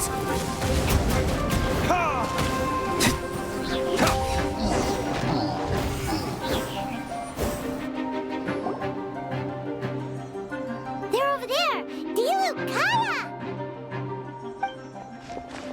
If you had time to make it out here, I'm guessing the other areas are secure. What? We can't be here because we care? Maintaining control over the main road means maintaining control over the battle as a whole. You made the right choice. So what's the status over here? All under control. Don't worry. My trusty civilian volunteer and I have this area covered. I think you mean the man who held the title of cavalry captain before you. We don't have to bring that up. Well, keep up the good work. We'll go check on the status of the other locations. Good luck. Oh, and I wanted to thank you for what you said in court. If I'm not mistaken, you were on my side by the end.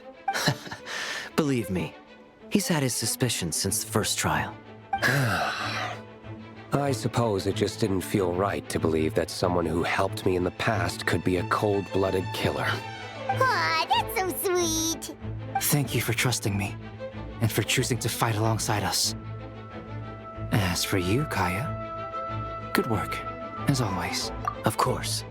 Stay safe.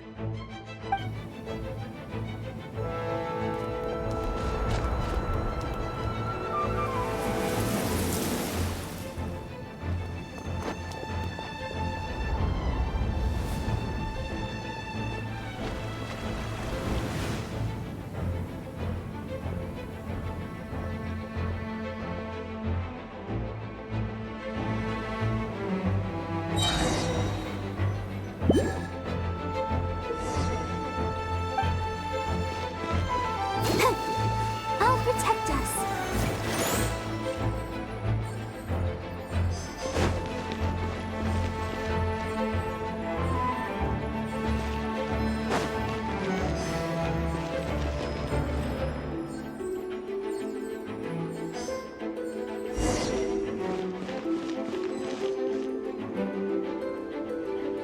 All right.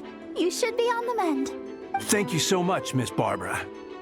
Things are still quite chaotic outside. It's best if you all remain inside the cathedral for now. You're not rushing back out to the front line, are you? You're still injured. Don't worry, Miss Barbara. I'll try not to put myself in harm's way. I can help with the logistics from the back. Well, maybe we can give you a hand. As you said, the situation outside is chaotic. Injured parties should not be left unattended. There are others here who need to get back to the front lines, so I'll escort you all myself. Of course. Thank you, Miss Rosaria. Just doing my job. I'll leave the cathedral to you then, Barbara. You can count on me. I don't really know how all of this started, but I do know that Jean and the others have been preparing for this for a really long time.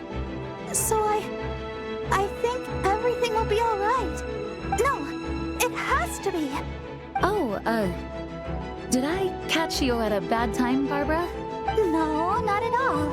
Did you need something? I just wanted to tell you that over the next few days, a lot of things are going to happen in Mondstadt. Attacks and fighting. So, I need you to take care of yourself. Huh? Oh, how do you know? Albedo warned us in advance. It has something to do with Dragonspine, and he's our authority on that region, so we should take him at his word. Oh, Dragonspine, huh? So, the city is going to be in danger. Yes, but the Knights of Favonius will do whatever we can to protect the people. But then, who will protect you? Don't worry. I'll look out for myself, I promise. Please let them be okay out there. Sister Barbara, could you lend me a hand? Of course! Coming!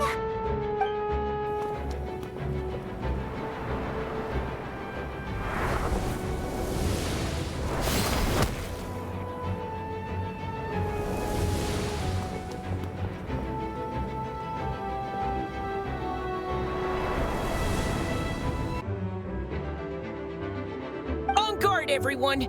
Incoming monsters at 11 o'clock! Looks like we've got 25 hilly churls, 2 blazing axe Mida churls, and a bunch of different slimes. Prepare elemental countermeasures! Roger that.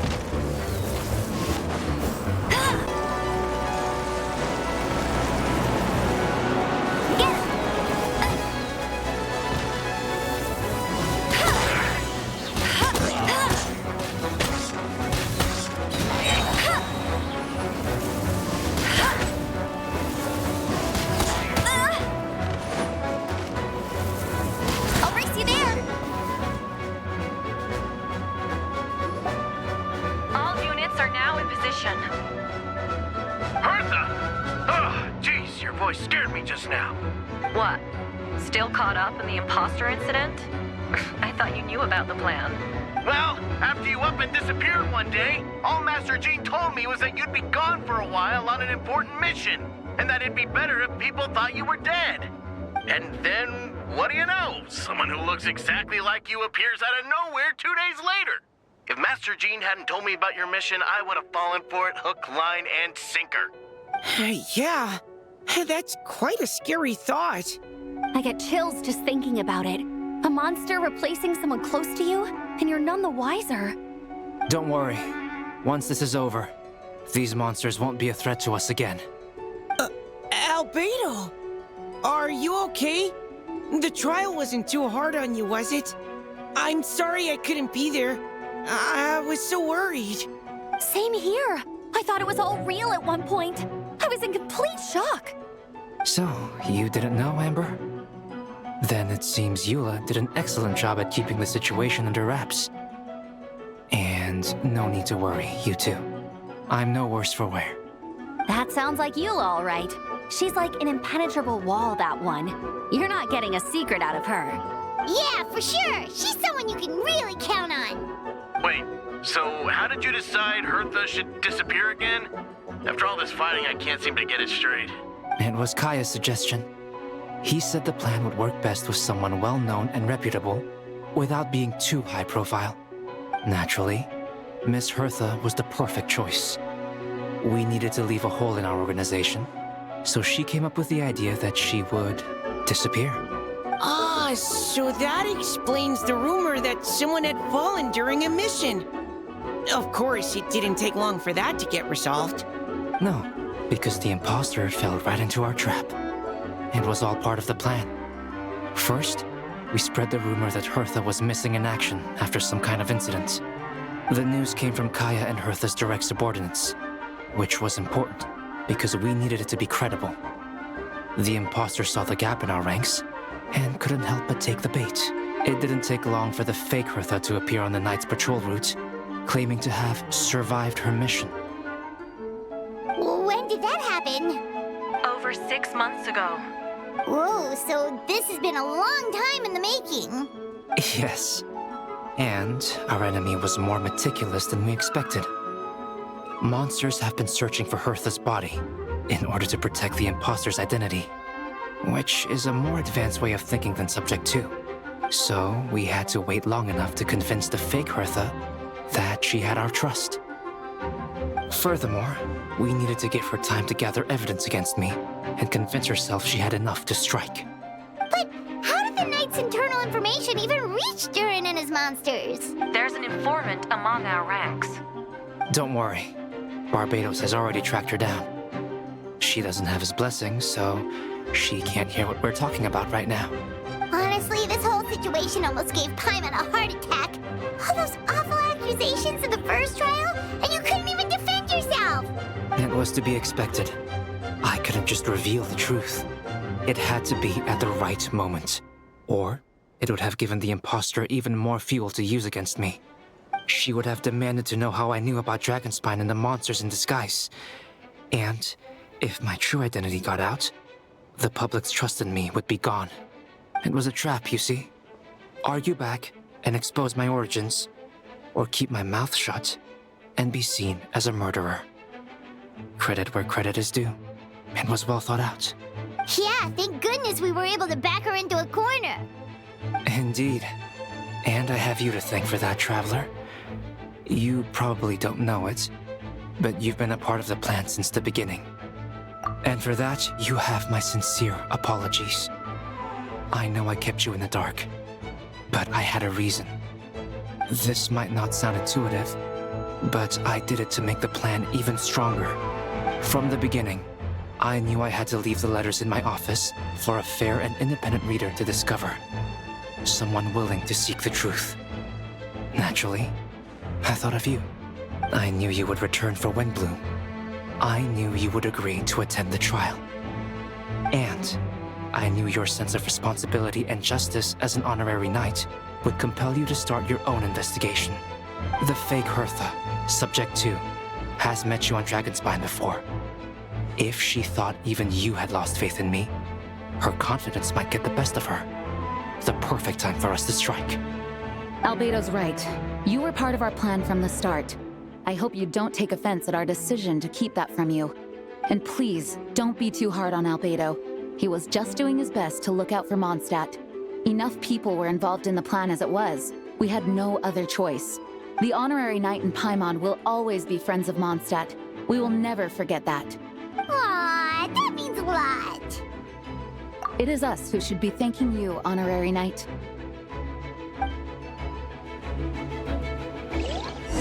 Wait, was that you just now? Let's go to the side gate to check it out.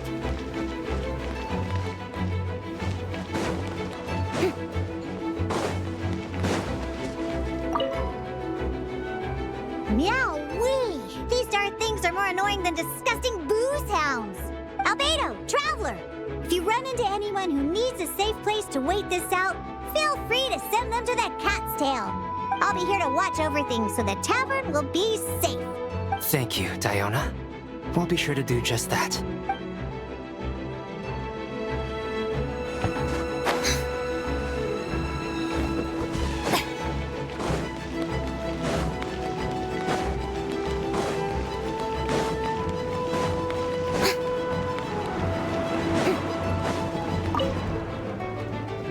Gotta say, when I saw you on the side of the road, I thought you were hurt. Not about to whack me in the head. Oh gosh, I'm so sorry about that. I was trying to run away, but I just couldn't keep going, so I pretended to be unconscious.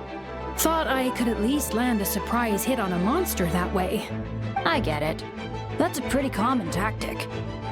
Oh, Traveler, Albedo, you're here. If you're looking for somewhere safe, head to the Cat's Tail. Diona is sheltering people there. Anyone who needs help is welcome. Got it. I'll take her there right away.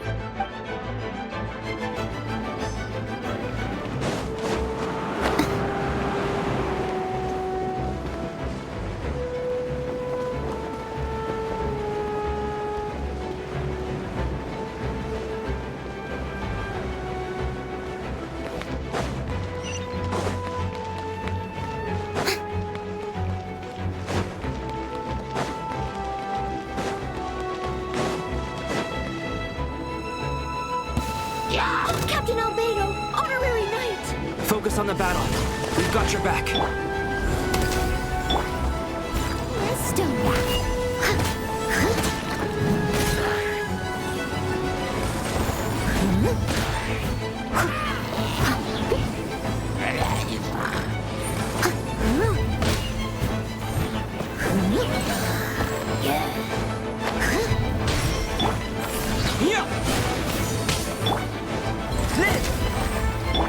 Leave it up to me.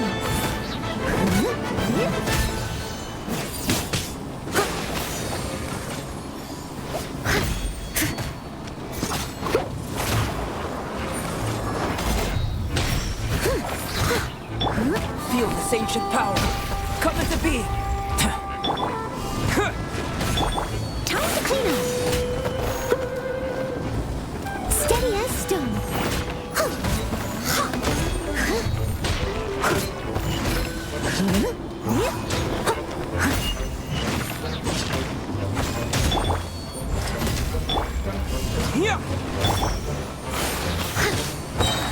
As a good knight should.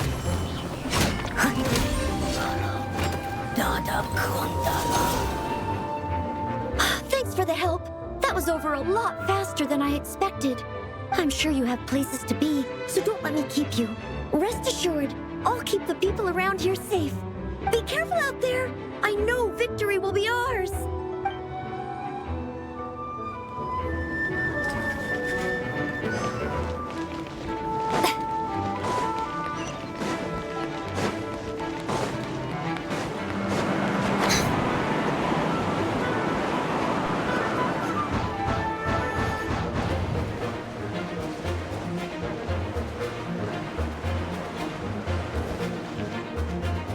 Yep.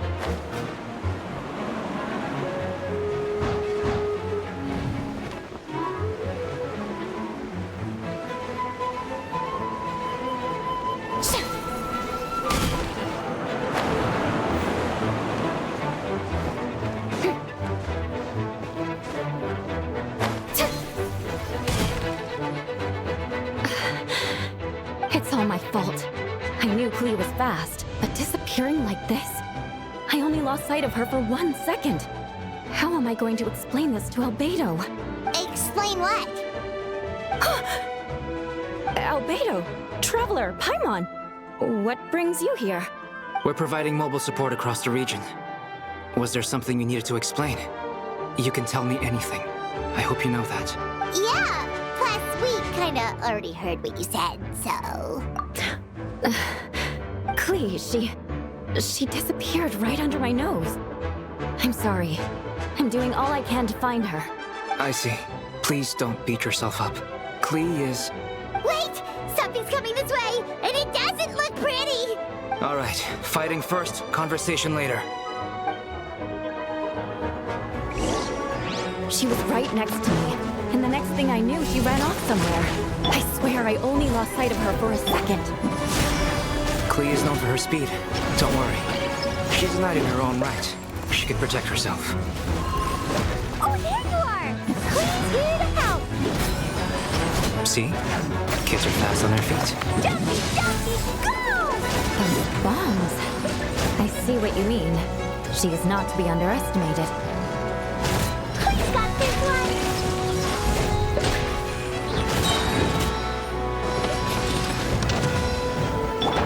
Burst forth! Klee to the rescue!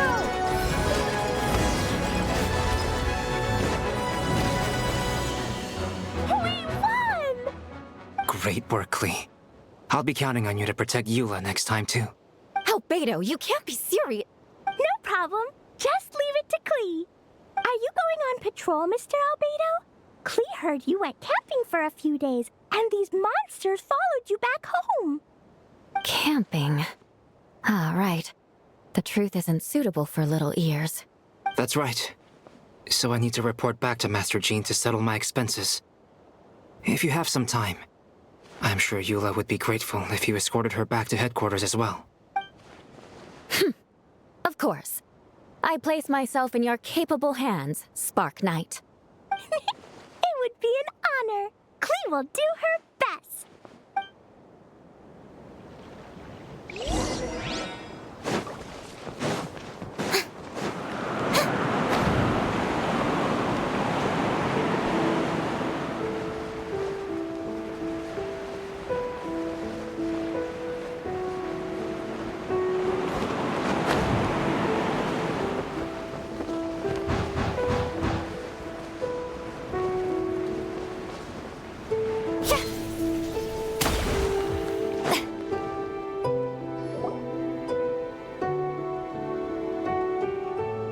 That should be it for now. Good work, everyone.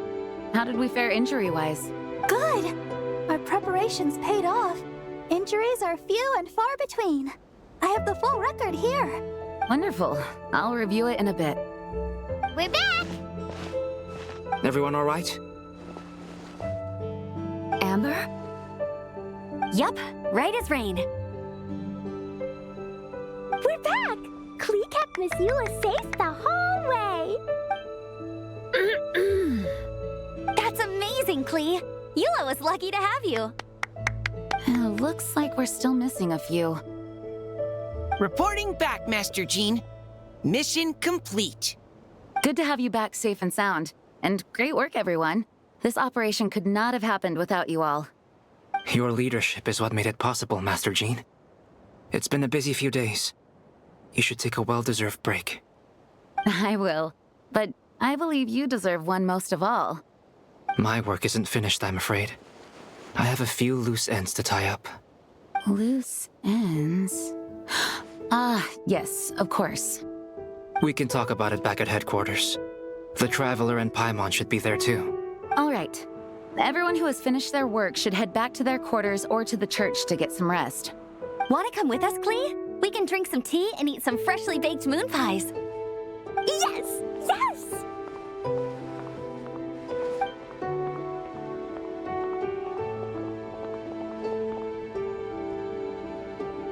Hi, everyone. Venti, thank you for everything. I know there were difficult moments along the way. Oh, well, wait. Does that mean you saw me running for my life? Oh, no. Apologies. Just forget I said anything. Just kidding. But you're right. It was tough out there. I almost lost my hat to the wind several times. Any notable information on the wind? Of course. I was out on the city wall for quite some time. I heard all sorts of things. As for something notable, well, I picked up on anxious voices and a child's anger. Durin has been isolated for centuries, but absorbing Subject 2's emotions allowed him to understand certain truths about this world and his existence, including the fact that he is no longer Mother's only child, or her most perfect creation. It's obvious he found that fact difficult to accept. The emotions he felt in response were quite genuine, and, dare I say, human. If I eliminate the perfect creation, I will be the only child Mother needs. This mindset arose out of Durin's instinct to compete and survive, and came to dominate all those around him. Of course, the absorption of Subject 2's knowledge allowed him to take a more intelligent approach, accusing me of murder. In the end, however, Durin still lacks sufficient social intelligence. The fact that his army even got this far is a miracle. Oh, no wonder Venti sensed a child's anger through the wind. That same feeling. It's close.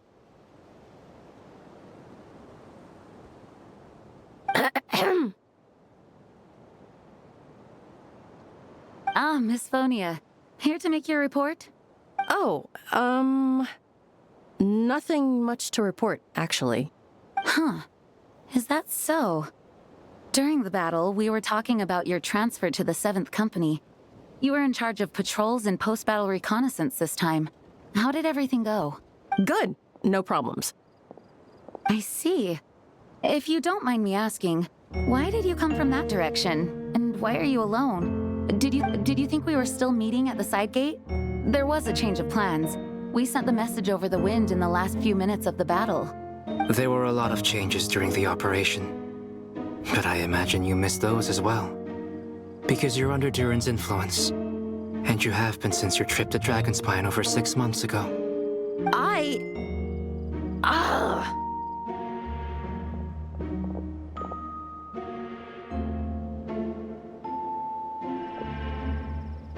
Don't move. Let's continue this discussion back at headquarters. Don't be scared. I'll figure out a way to free you from his power soon.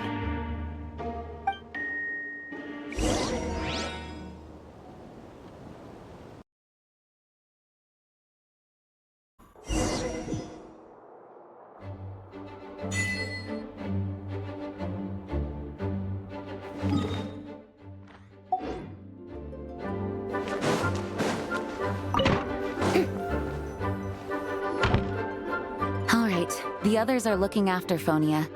Please tell me you can help her. I can, as long as the rest of the operation goes well. Wait, the operation isn't over. What do we do now? What happens next is more of a personal project. I've consulted Venti about the possibility of calling a tripartite conference. Ah, yes. That's a relatively new tradition. Grandmaster Varka came up with the idea a few years ago. I still remember when he approached me about asking the lovely ladies of the Hexen Circle for a small favor. The chumminess caught me off guard. If I hadn't known any different, I'd have thought he was talking about his older sisters or something. Older sisters? Is Varka really young or something? I wouldn't exactly call him young, but he's not old either. He's the type to crack a joke at every opportunity, so whatever age that is. Indeed. Anyway, the Tripartite Conference is a gathering of 3 parties, the Hexen Circle, the Animo Archon, and the joint forces of the Knights and Church of Favonius. Lord Barbados was able to facilitate a meeting between Varka and the mages. Varka has quite a way with words, so he was able to gain their favor and convince them to agree to a very important request. Namely, that in Mondstadt's greatest time of need, the mages would return and lend their aid to our nation. Yes, and now I have a request of my own. So I need the conference to convene once again. Venti, if you would. Of course! Traveler, pass me the Dodo communication device. Huh? You're gonna use that thing to call them? Just watch and learn. Okay, I think this should do it.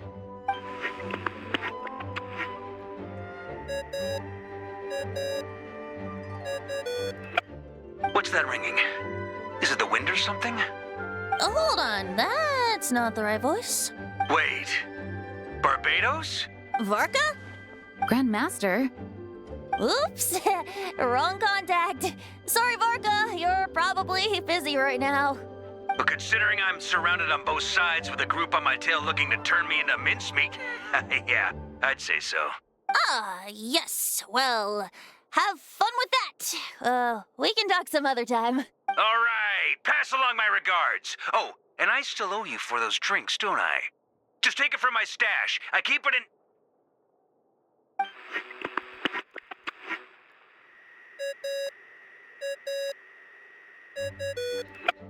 Hey! He was just about to tell us where to find his secret stash! That seems like a bit much.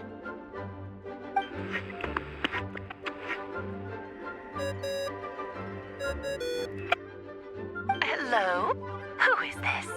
Greetings, Miss Alice. It's Venti. Venti? Nope, it doesn't ring a bell. You're really gonna tease me like this? Fine.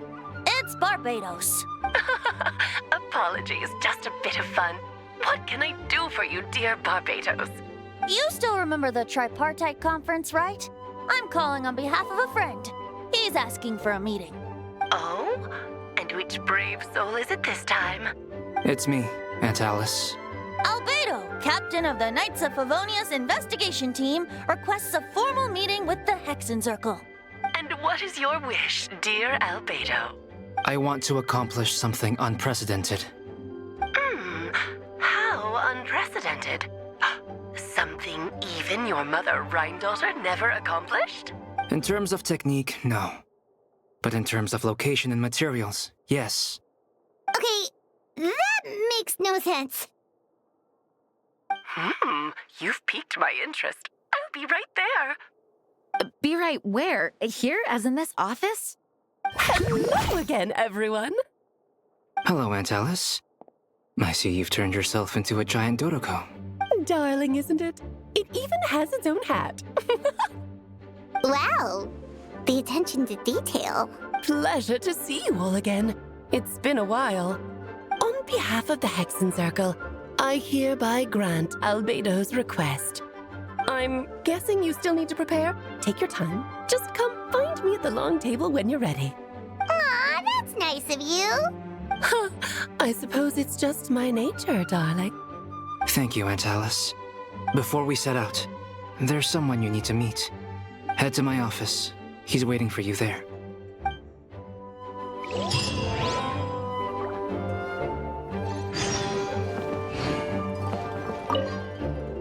Before we set out, there's someone you need to meet. Head to my office. He's waiting for you there.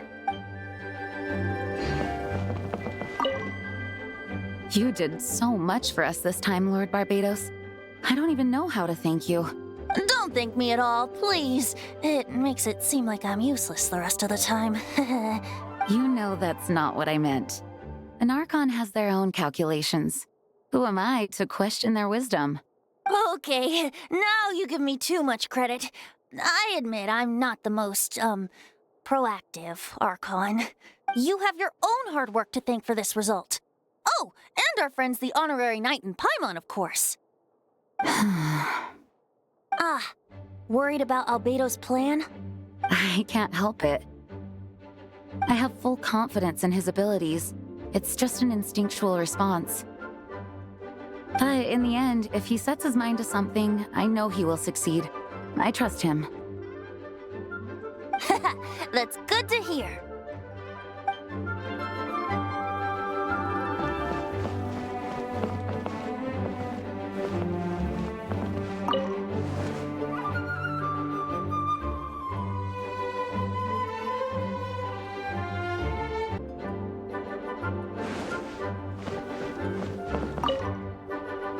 Before we set out, there's someone you need to meet. Head to my office.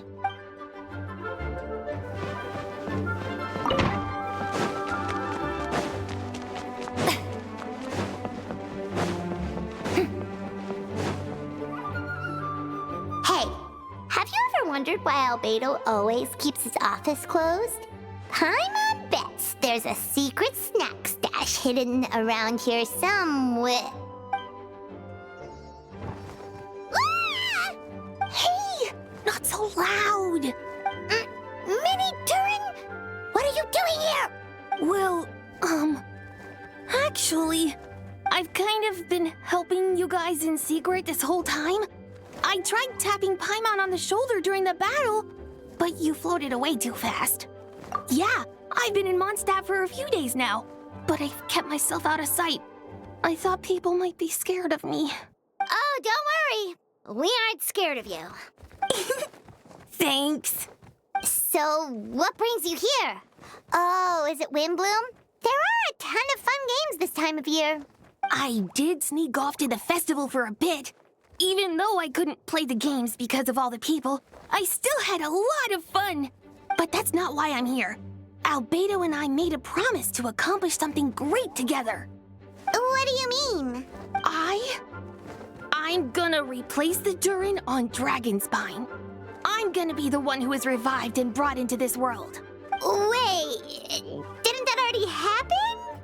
You left the storybook world, and now you're here. Sorry. I should be more specific. Albedo said he can use alchemy to turn me into a human. What?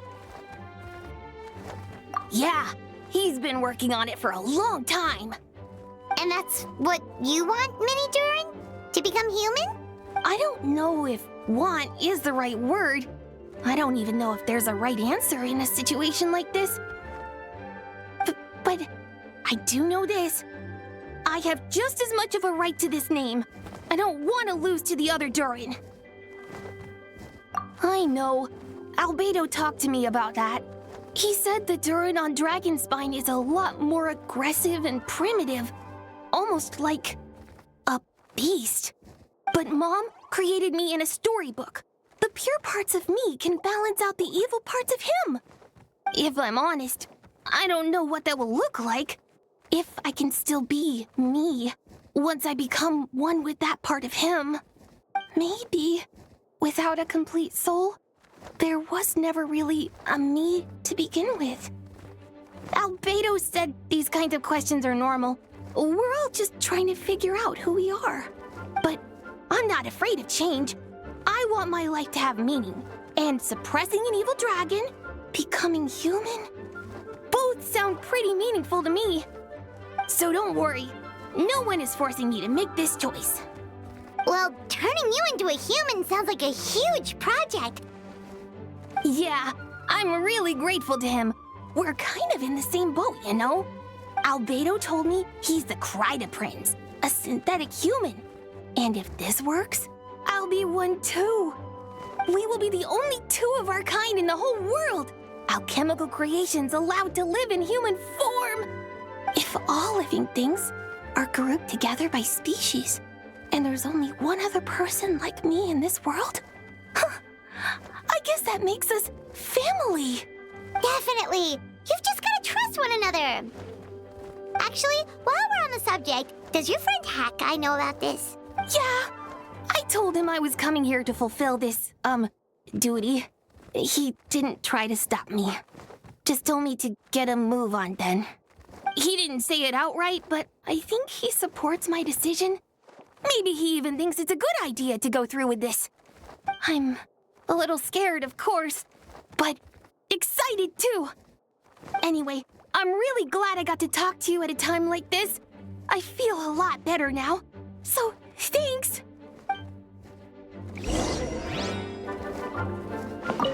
I'm feeling a little nervous, but also kind of excited. It's a strange feeling. I've never felt anything like it. But don't worry, I can cope.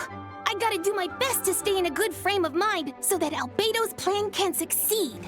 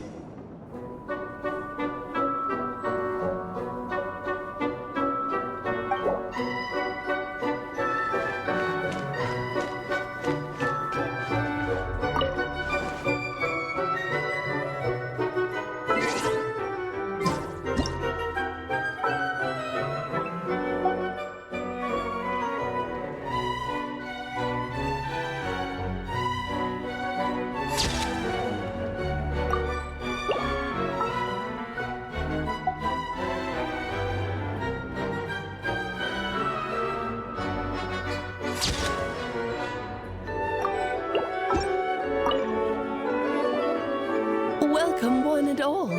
Please sit wherever you like. So, no unspoken rules to be aware of? I don't want to unwittingly park myself down on some important lady's chair. I highly doubt anyone's going to mind where you sit, Lord Barbados. But thank you for being so considerate. Jean didn't fancy tagging along? A lot happened in the city today. If she left, there really would be no one around to lead the Knights of Favonius. All right, never mind. I was just hoping to treat her to some tea. So, tell me, Albedo, what is this outrageous and audacious plan of yours that I've been hearing murmurings about? I'll get right to the point. I intend to kill the evil Durin in Dragonspine. Oh? And I'd also like to request some alchemical reagents from the Hexen Circle. Which ones? I'm all ears. First would be the flesh of that immortal monster from the Mare Javari. Interesting. What else? The other is a portion of the embryo left by my mother, Rhine-daughter. Ah, the raw material from which she created her monsters in the past. There's not much of it left. Dragon blood, monster flesh, and embryo. Sounds to me like a formula for creating life? Correct. Durin's heart has continued to beat ever since the day he died. That means it's just a matter of time before he eventually returns. It could be centuries away, or millennia, but the day will come. I've spent years investigating in Dragonspine, so I'm well aware of the danger he poses. He has already posed a considerable threat to Mondstadt at less than half of his original strength. There's no telling how dire the consequences could be if he ever regained his full life force. Hence, if we want to be free of the dangers posed by his blood and limitless vitality, we must find a way to eliminate Durin entirely. Unfortunately, Durin is a special entity. Even after death, he could reawaken at any moment. So, the solution is to kill him, and then resurrect him in a different form. Upon resurrection, he will no longer be the creature he once was. In fact, he will no longer be a monster at all, because I intend to transform him into a human-like being.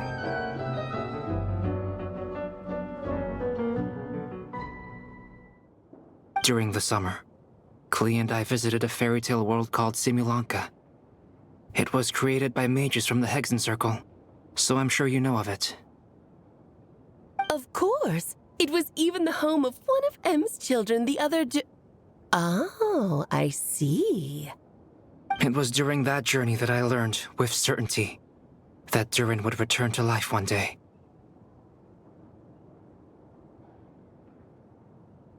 That experience inspired me. I met the pure soul M had created, and I knew if I wanted to change Durin's fate, he could be the key. To that end, I devised an alchemical model for the transmutation.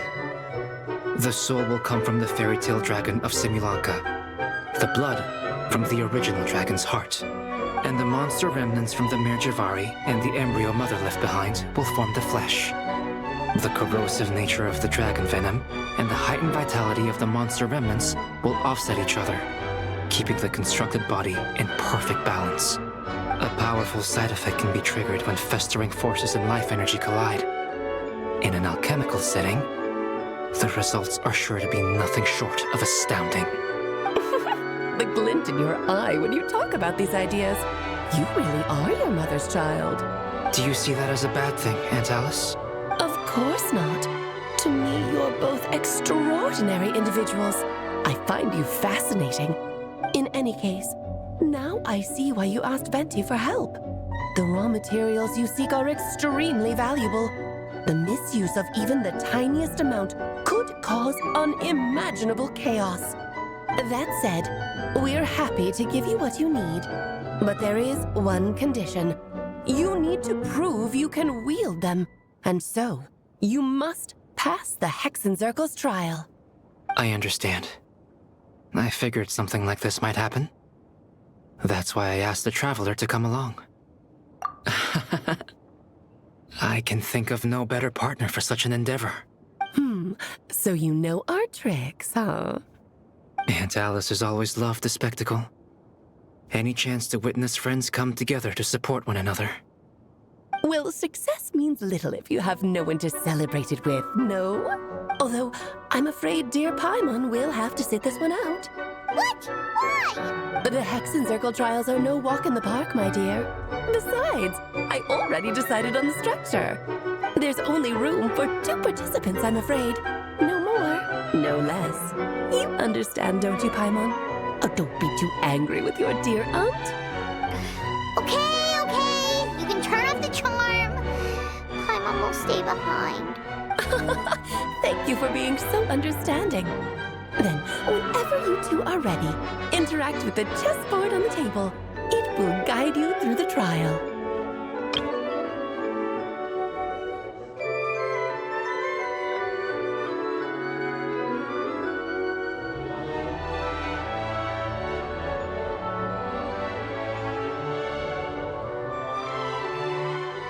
Then let me make a formal request. Will you go through this trial with me? Are you ready, Traveler?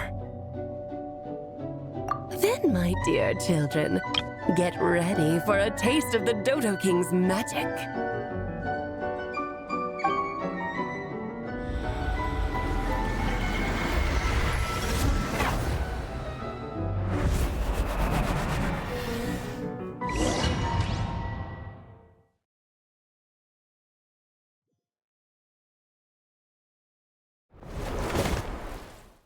It's certainly in keeping with Hexenzirkel modalities.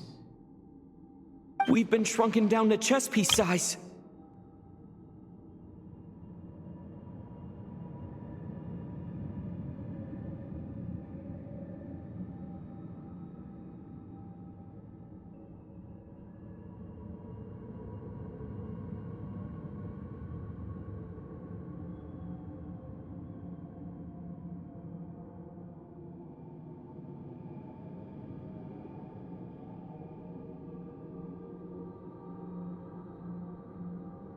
Whoa, you're so tiny now! Take extra care of yourselves, okay? What is it? Nothing. It's just Paimon's voice is even louder than usual now I'm this size. She's always so energetic and lively. Nothing can dampen her spirits. Don't worry. He'll be back with her again in no time. You sound pretty confident, Albedo. Aunt Alice, I didn't realize you'd be personally conducting the trial. Well, since your mother has to recuse herself, who better than I to put your abilities to the test? I have prepared quite a riveting new performance just for you two. See? Defeat them in battle. Prove to me that you have what it takes to achieve your goal.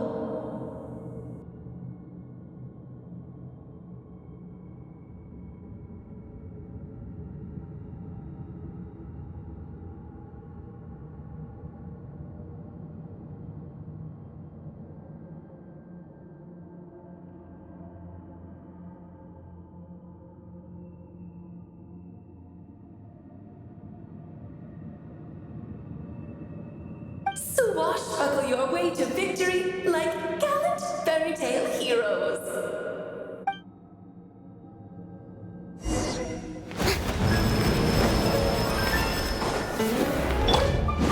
Show no mercy! Take it easy. Burst forward! Time to shine! Witness my great undertaking!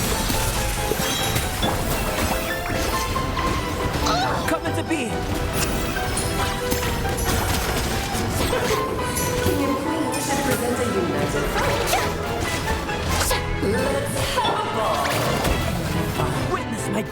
taking.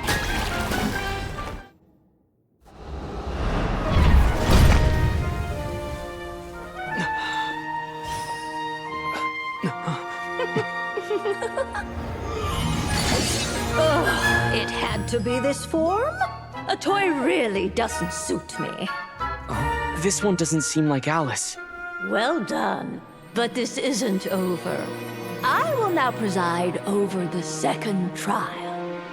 Stare straight ahead, and you will see things as they appear. But change your perspective, and you will see them as they are.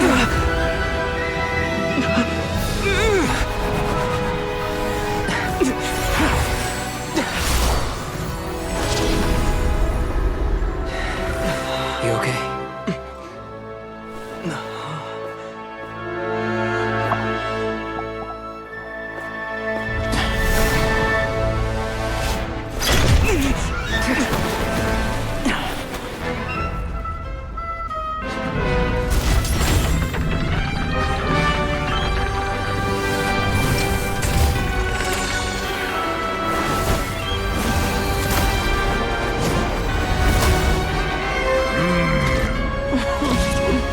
The trial awaits.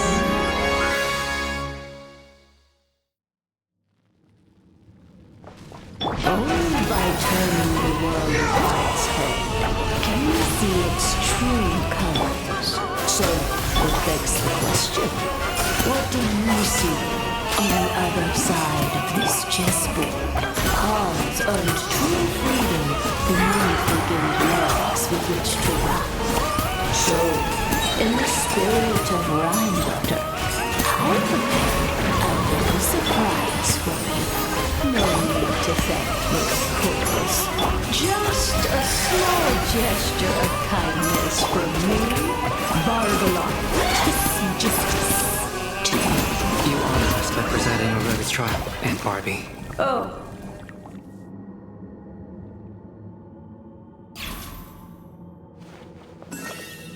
Yes, very well done. Oh, they've grown up so fast. I'm so proud. Really? Well then, I'll leave you to debrief the others about today's events. Huh? You're leaving already? You did marvelously today. I'm thrilled for both of you. And should you feel the need to gloat profusely to that student of mine so she knows to up her game, be my guest. Lovely tea party. But that'll do me for now. Until next time, my dearies. You're just going to up and leave? Barbie? You'll have to forgive Barbalov. She's always on the move. And she never says where she's going either. I think she enjoys the mystique. But if I had to guess, she's probably going for a walk. She's a very health-conscious individual. Barbie was satisfied with your victory. And so am I. Congratulations to you both. You can come back now. Oh, whoops. I need to turn you back to normal first, don't I?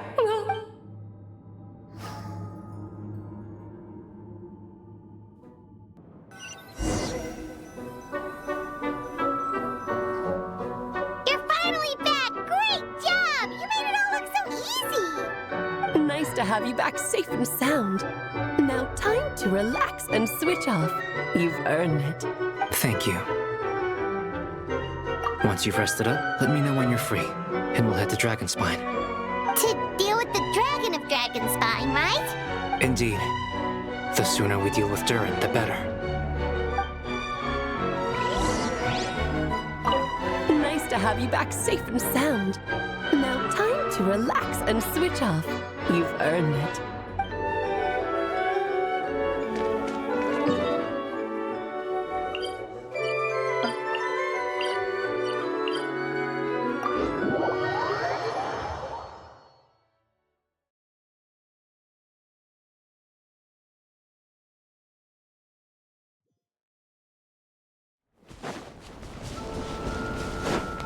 Shower me with praise!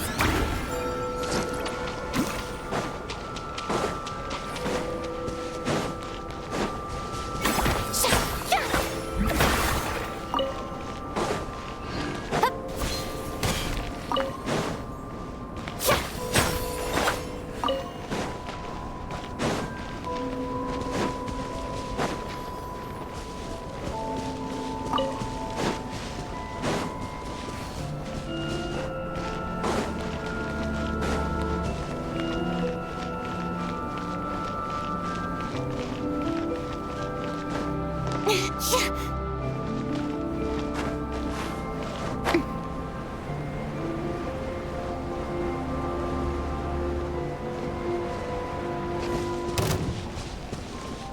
comes trouble.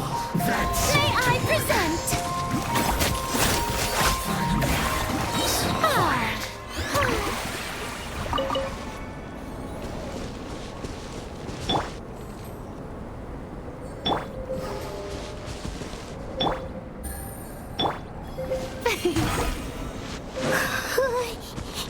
Yep, this place is as freezing as ever. Paimon's hands are turning to ice. Want to climb into my hood? You sure? Is it warm in there? It should take the edge off, and it might improve your mood. But I recommend finding a heat source for a more potent effect.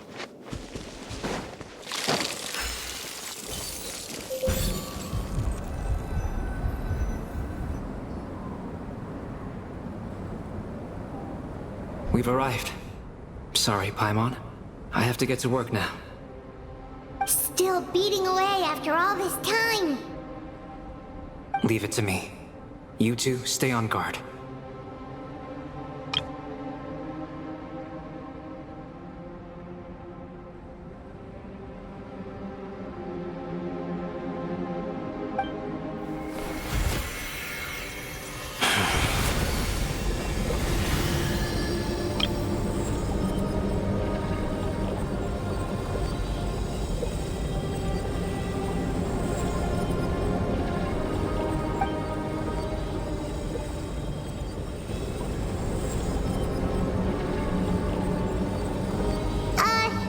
May Paimon ask a question? You may. Who is Durin to you? Do you think of him as one of your kind?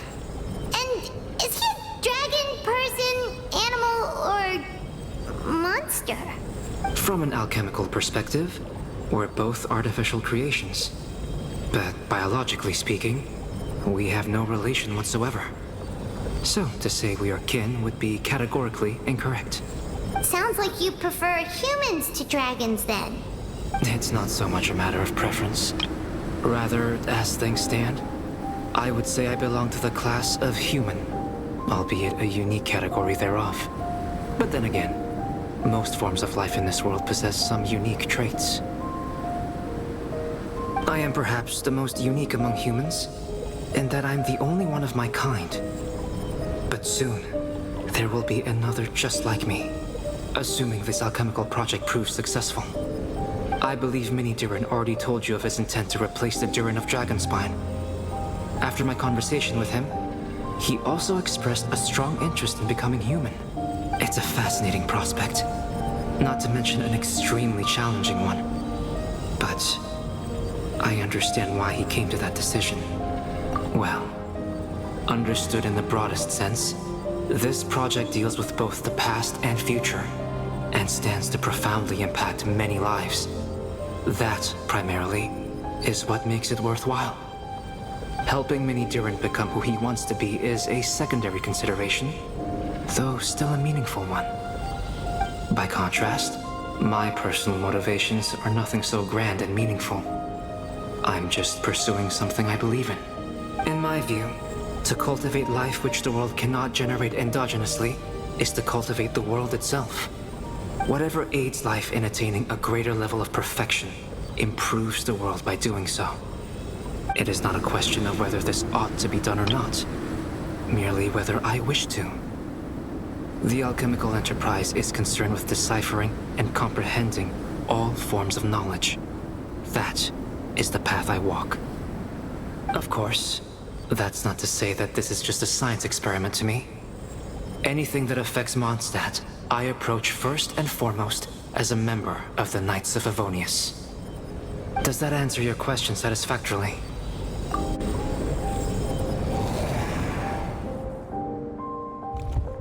Finished.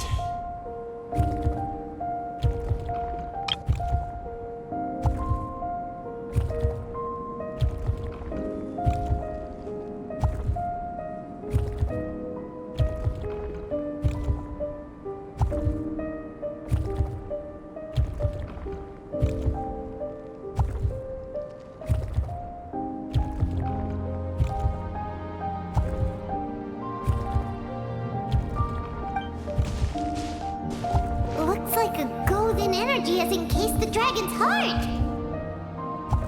The whole heart would be too big. I don't need that much. Instead, I've just removed the core. The rest will soon lose its vitality completely. This time, Durin's body should finally die for good.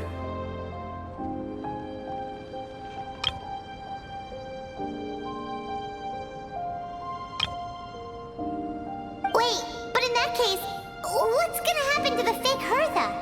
And what about the people who fell under Durin's influence? The Knights will keep an eye on them. But as far as I'm concerned, eliminating Durin's influence on the citizenry and creating a new Durin through alchemy are one and the same thing. Armed with this heart, I'll be able to complete the alchemical array and deal with all these issues in one go.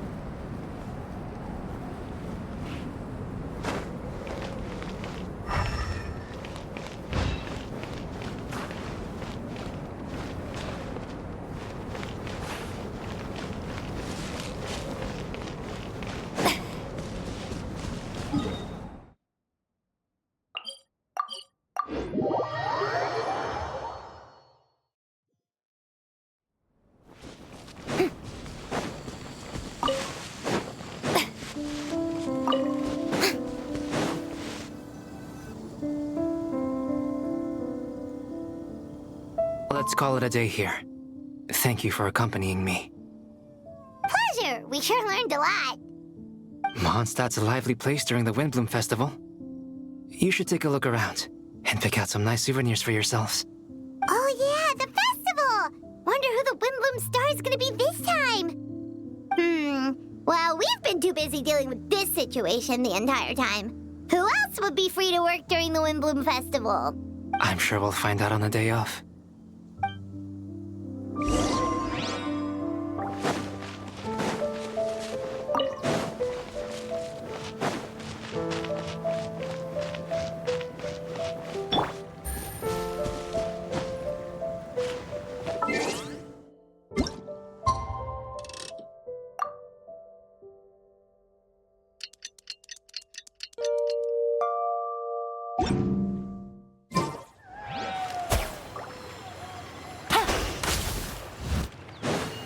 Take it easy.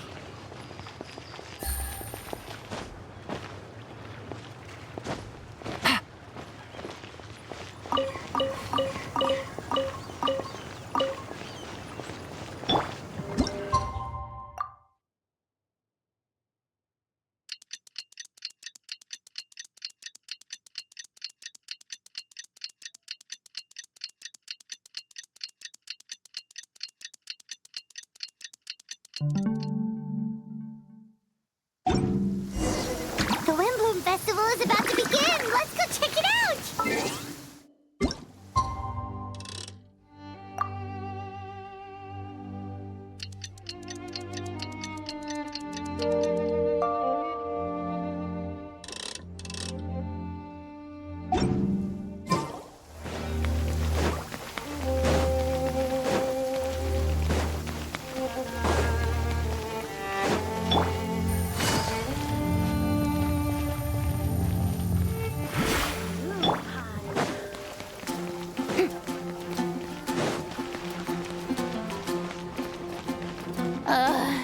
The sun feels almost as hot as those studio lights I'm in front of all the time. Good thing there can only be one sun. That's quite a crowd over there. Is someone doing a performance? Let's go see!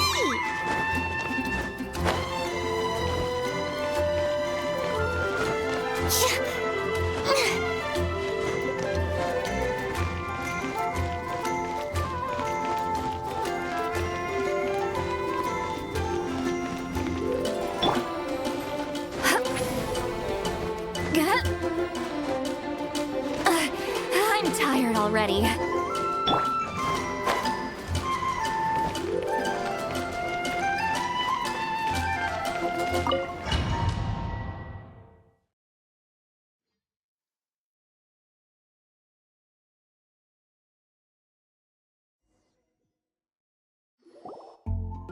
As you all know, during this year's Windbloom Festival, the people of Mondstadt have banded together to defeat several waves of monsters that tried to invade our city. Accordingly, we would like to award the title of Windbloom Star to someone who made an outstanding contribution to the defense operation. This is someone who may not look like a strong warrior, but whose keen insights played a vital role in gaining control over the conflict. His words and songs always have a way of lifting people's spirits, and they were a great support to us all. Let's give a round of applause to this year's Windbloom Star, Venti the Bard. Wow! Amazing! Yay! Venti! Huh? No way! You're really gonna pick me? Why not? You're the perfect person for the job. All right. Does that mean I get unlimited free drinks at the tavern? I'm sure they'll be more than happy to support this year's Windbloom Star. If you'd like, you can even take a drink while you give your acceptance speech to the crowd. In that case, instead of a speech, how about a song? Everyone! The best bard in the land is about to begin his performance, so don't go away! Gather round and lend me your ears!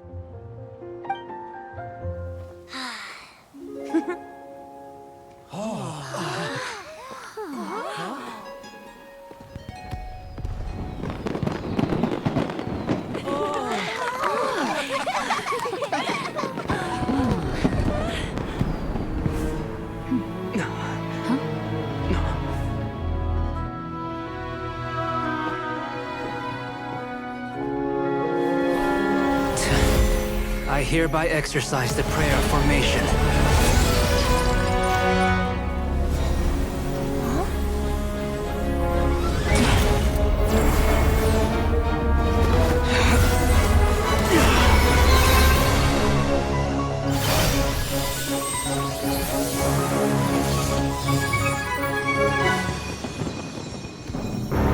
Ubiquitous earth, flowing water, refining fire, fortifying wind.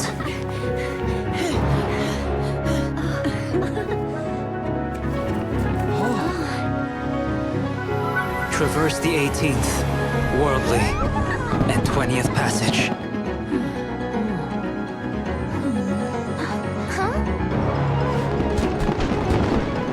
Emergent soul, enter the mortal realm.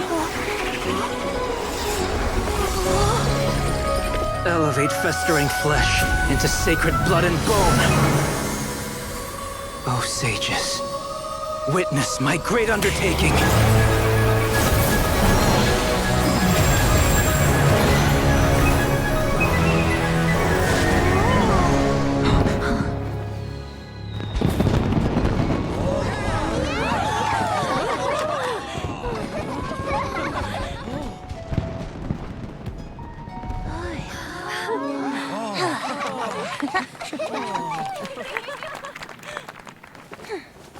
How was it?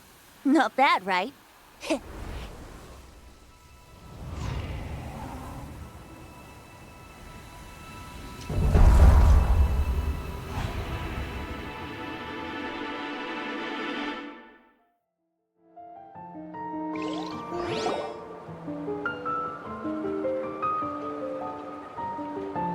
Albedo, how did everything go?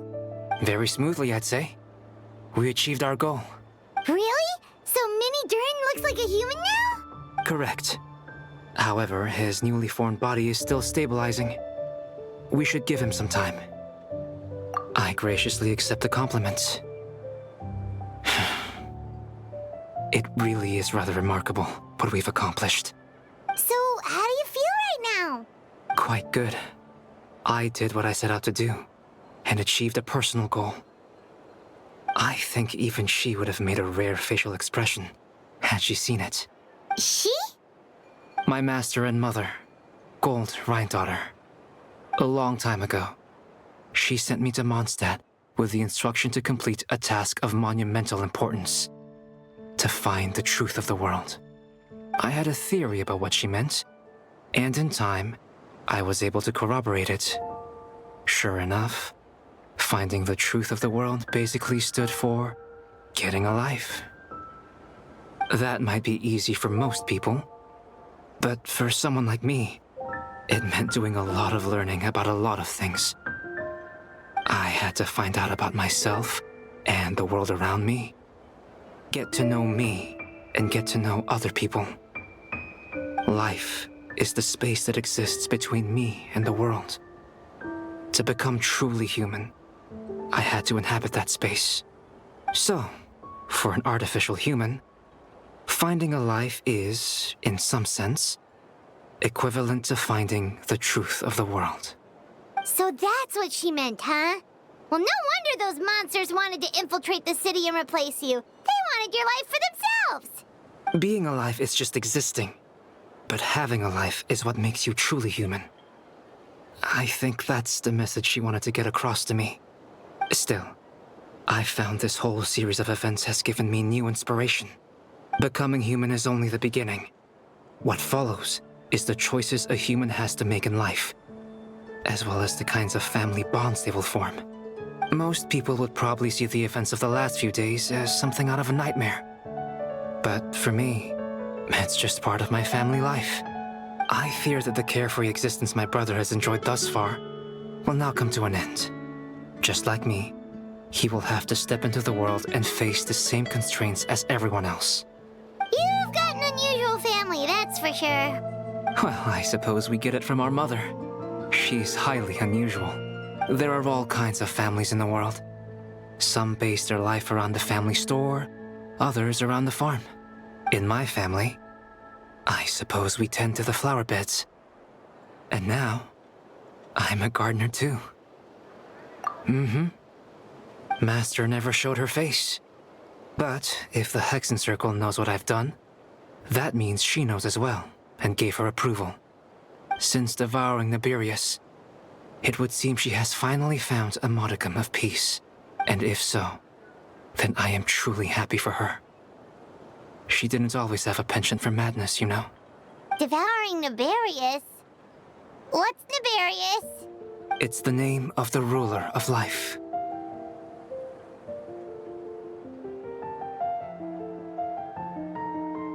What? Aunt Alice told me about it not too long ago, but it came as no surprise. I knew Master would do it sooner or later.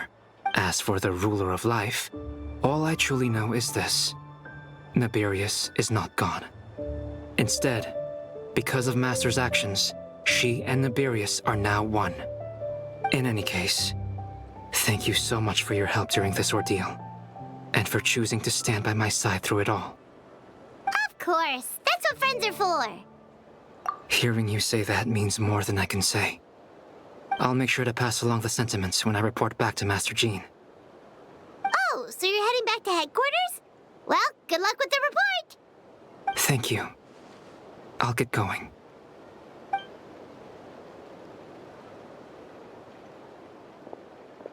Wow, this Windbloom Festival turned out to be a special one. It feels like we really made a difference. Oh, Paimon almost forgot. If the Windbloom star has already been chosen, what is this year's Windbloom gonna be? Wanna take a guess? Venti, you're back. Well, I couldn't keep my two dear friends in the dark about this year's Windbloom, now could I? What do you think of the Cecilia? The true feelings of the prodigal son. A sentiment as sweet and warm as a gentle spring breeze. Perfect for the season. Traveler, give me your hand. The mages are very pleased that you and Albedo managed to pass their trial. Albedo received the materials he sought, so you deserve something in return as well. The Hexen Circle wants you to have this. It contains something entirely one of a kind, a secret of sorts. When the time is right, it will reveal itself to you. So no need to open it right away. Wow, a gift and a mystery all in one! The mages sure love their secrets, huh? According to the sender, you are probably the only person who could make use of something like this. So I suppose it belongs with you. Ah, well, all I did was deliver it. Although I did go to great lengths during this whole ordeal. I suppose a reward for my efforts wouldn't be out of the question. You've helped a lot, Venti. How about we treat you to a drink? Really? Oh, I'll hold you to that, you know. No going back on your word. Of course, Dad! Let's go to the tavern right now! Music to my ears. Oh, I'm so happy I could fly. Oh, it's like this festival was made for me or something. When no love remains for the songs to tell, the world becomes naught but an empty shell.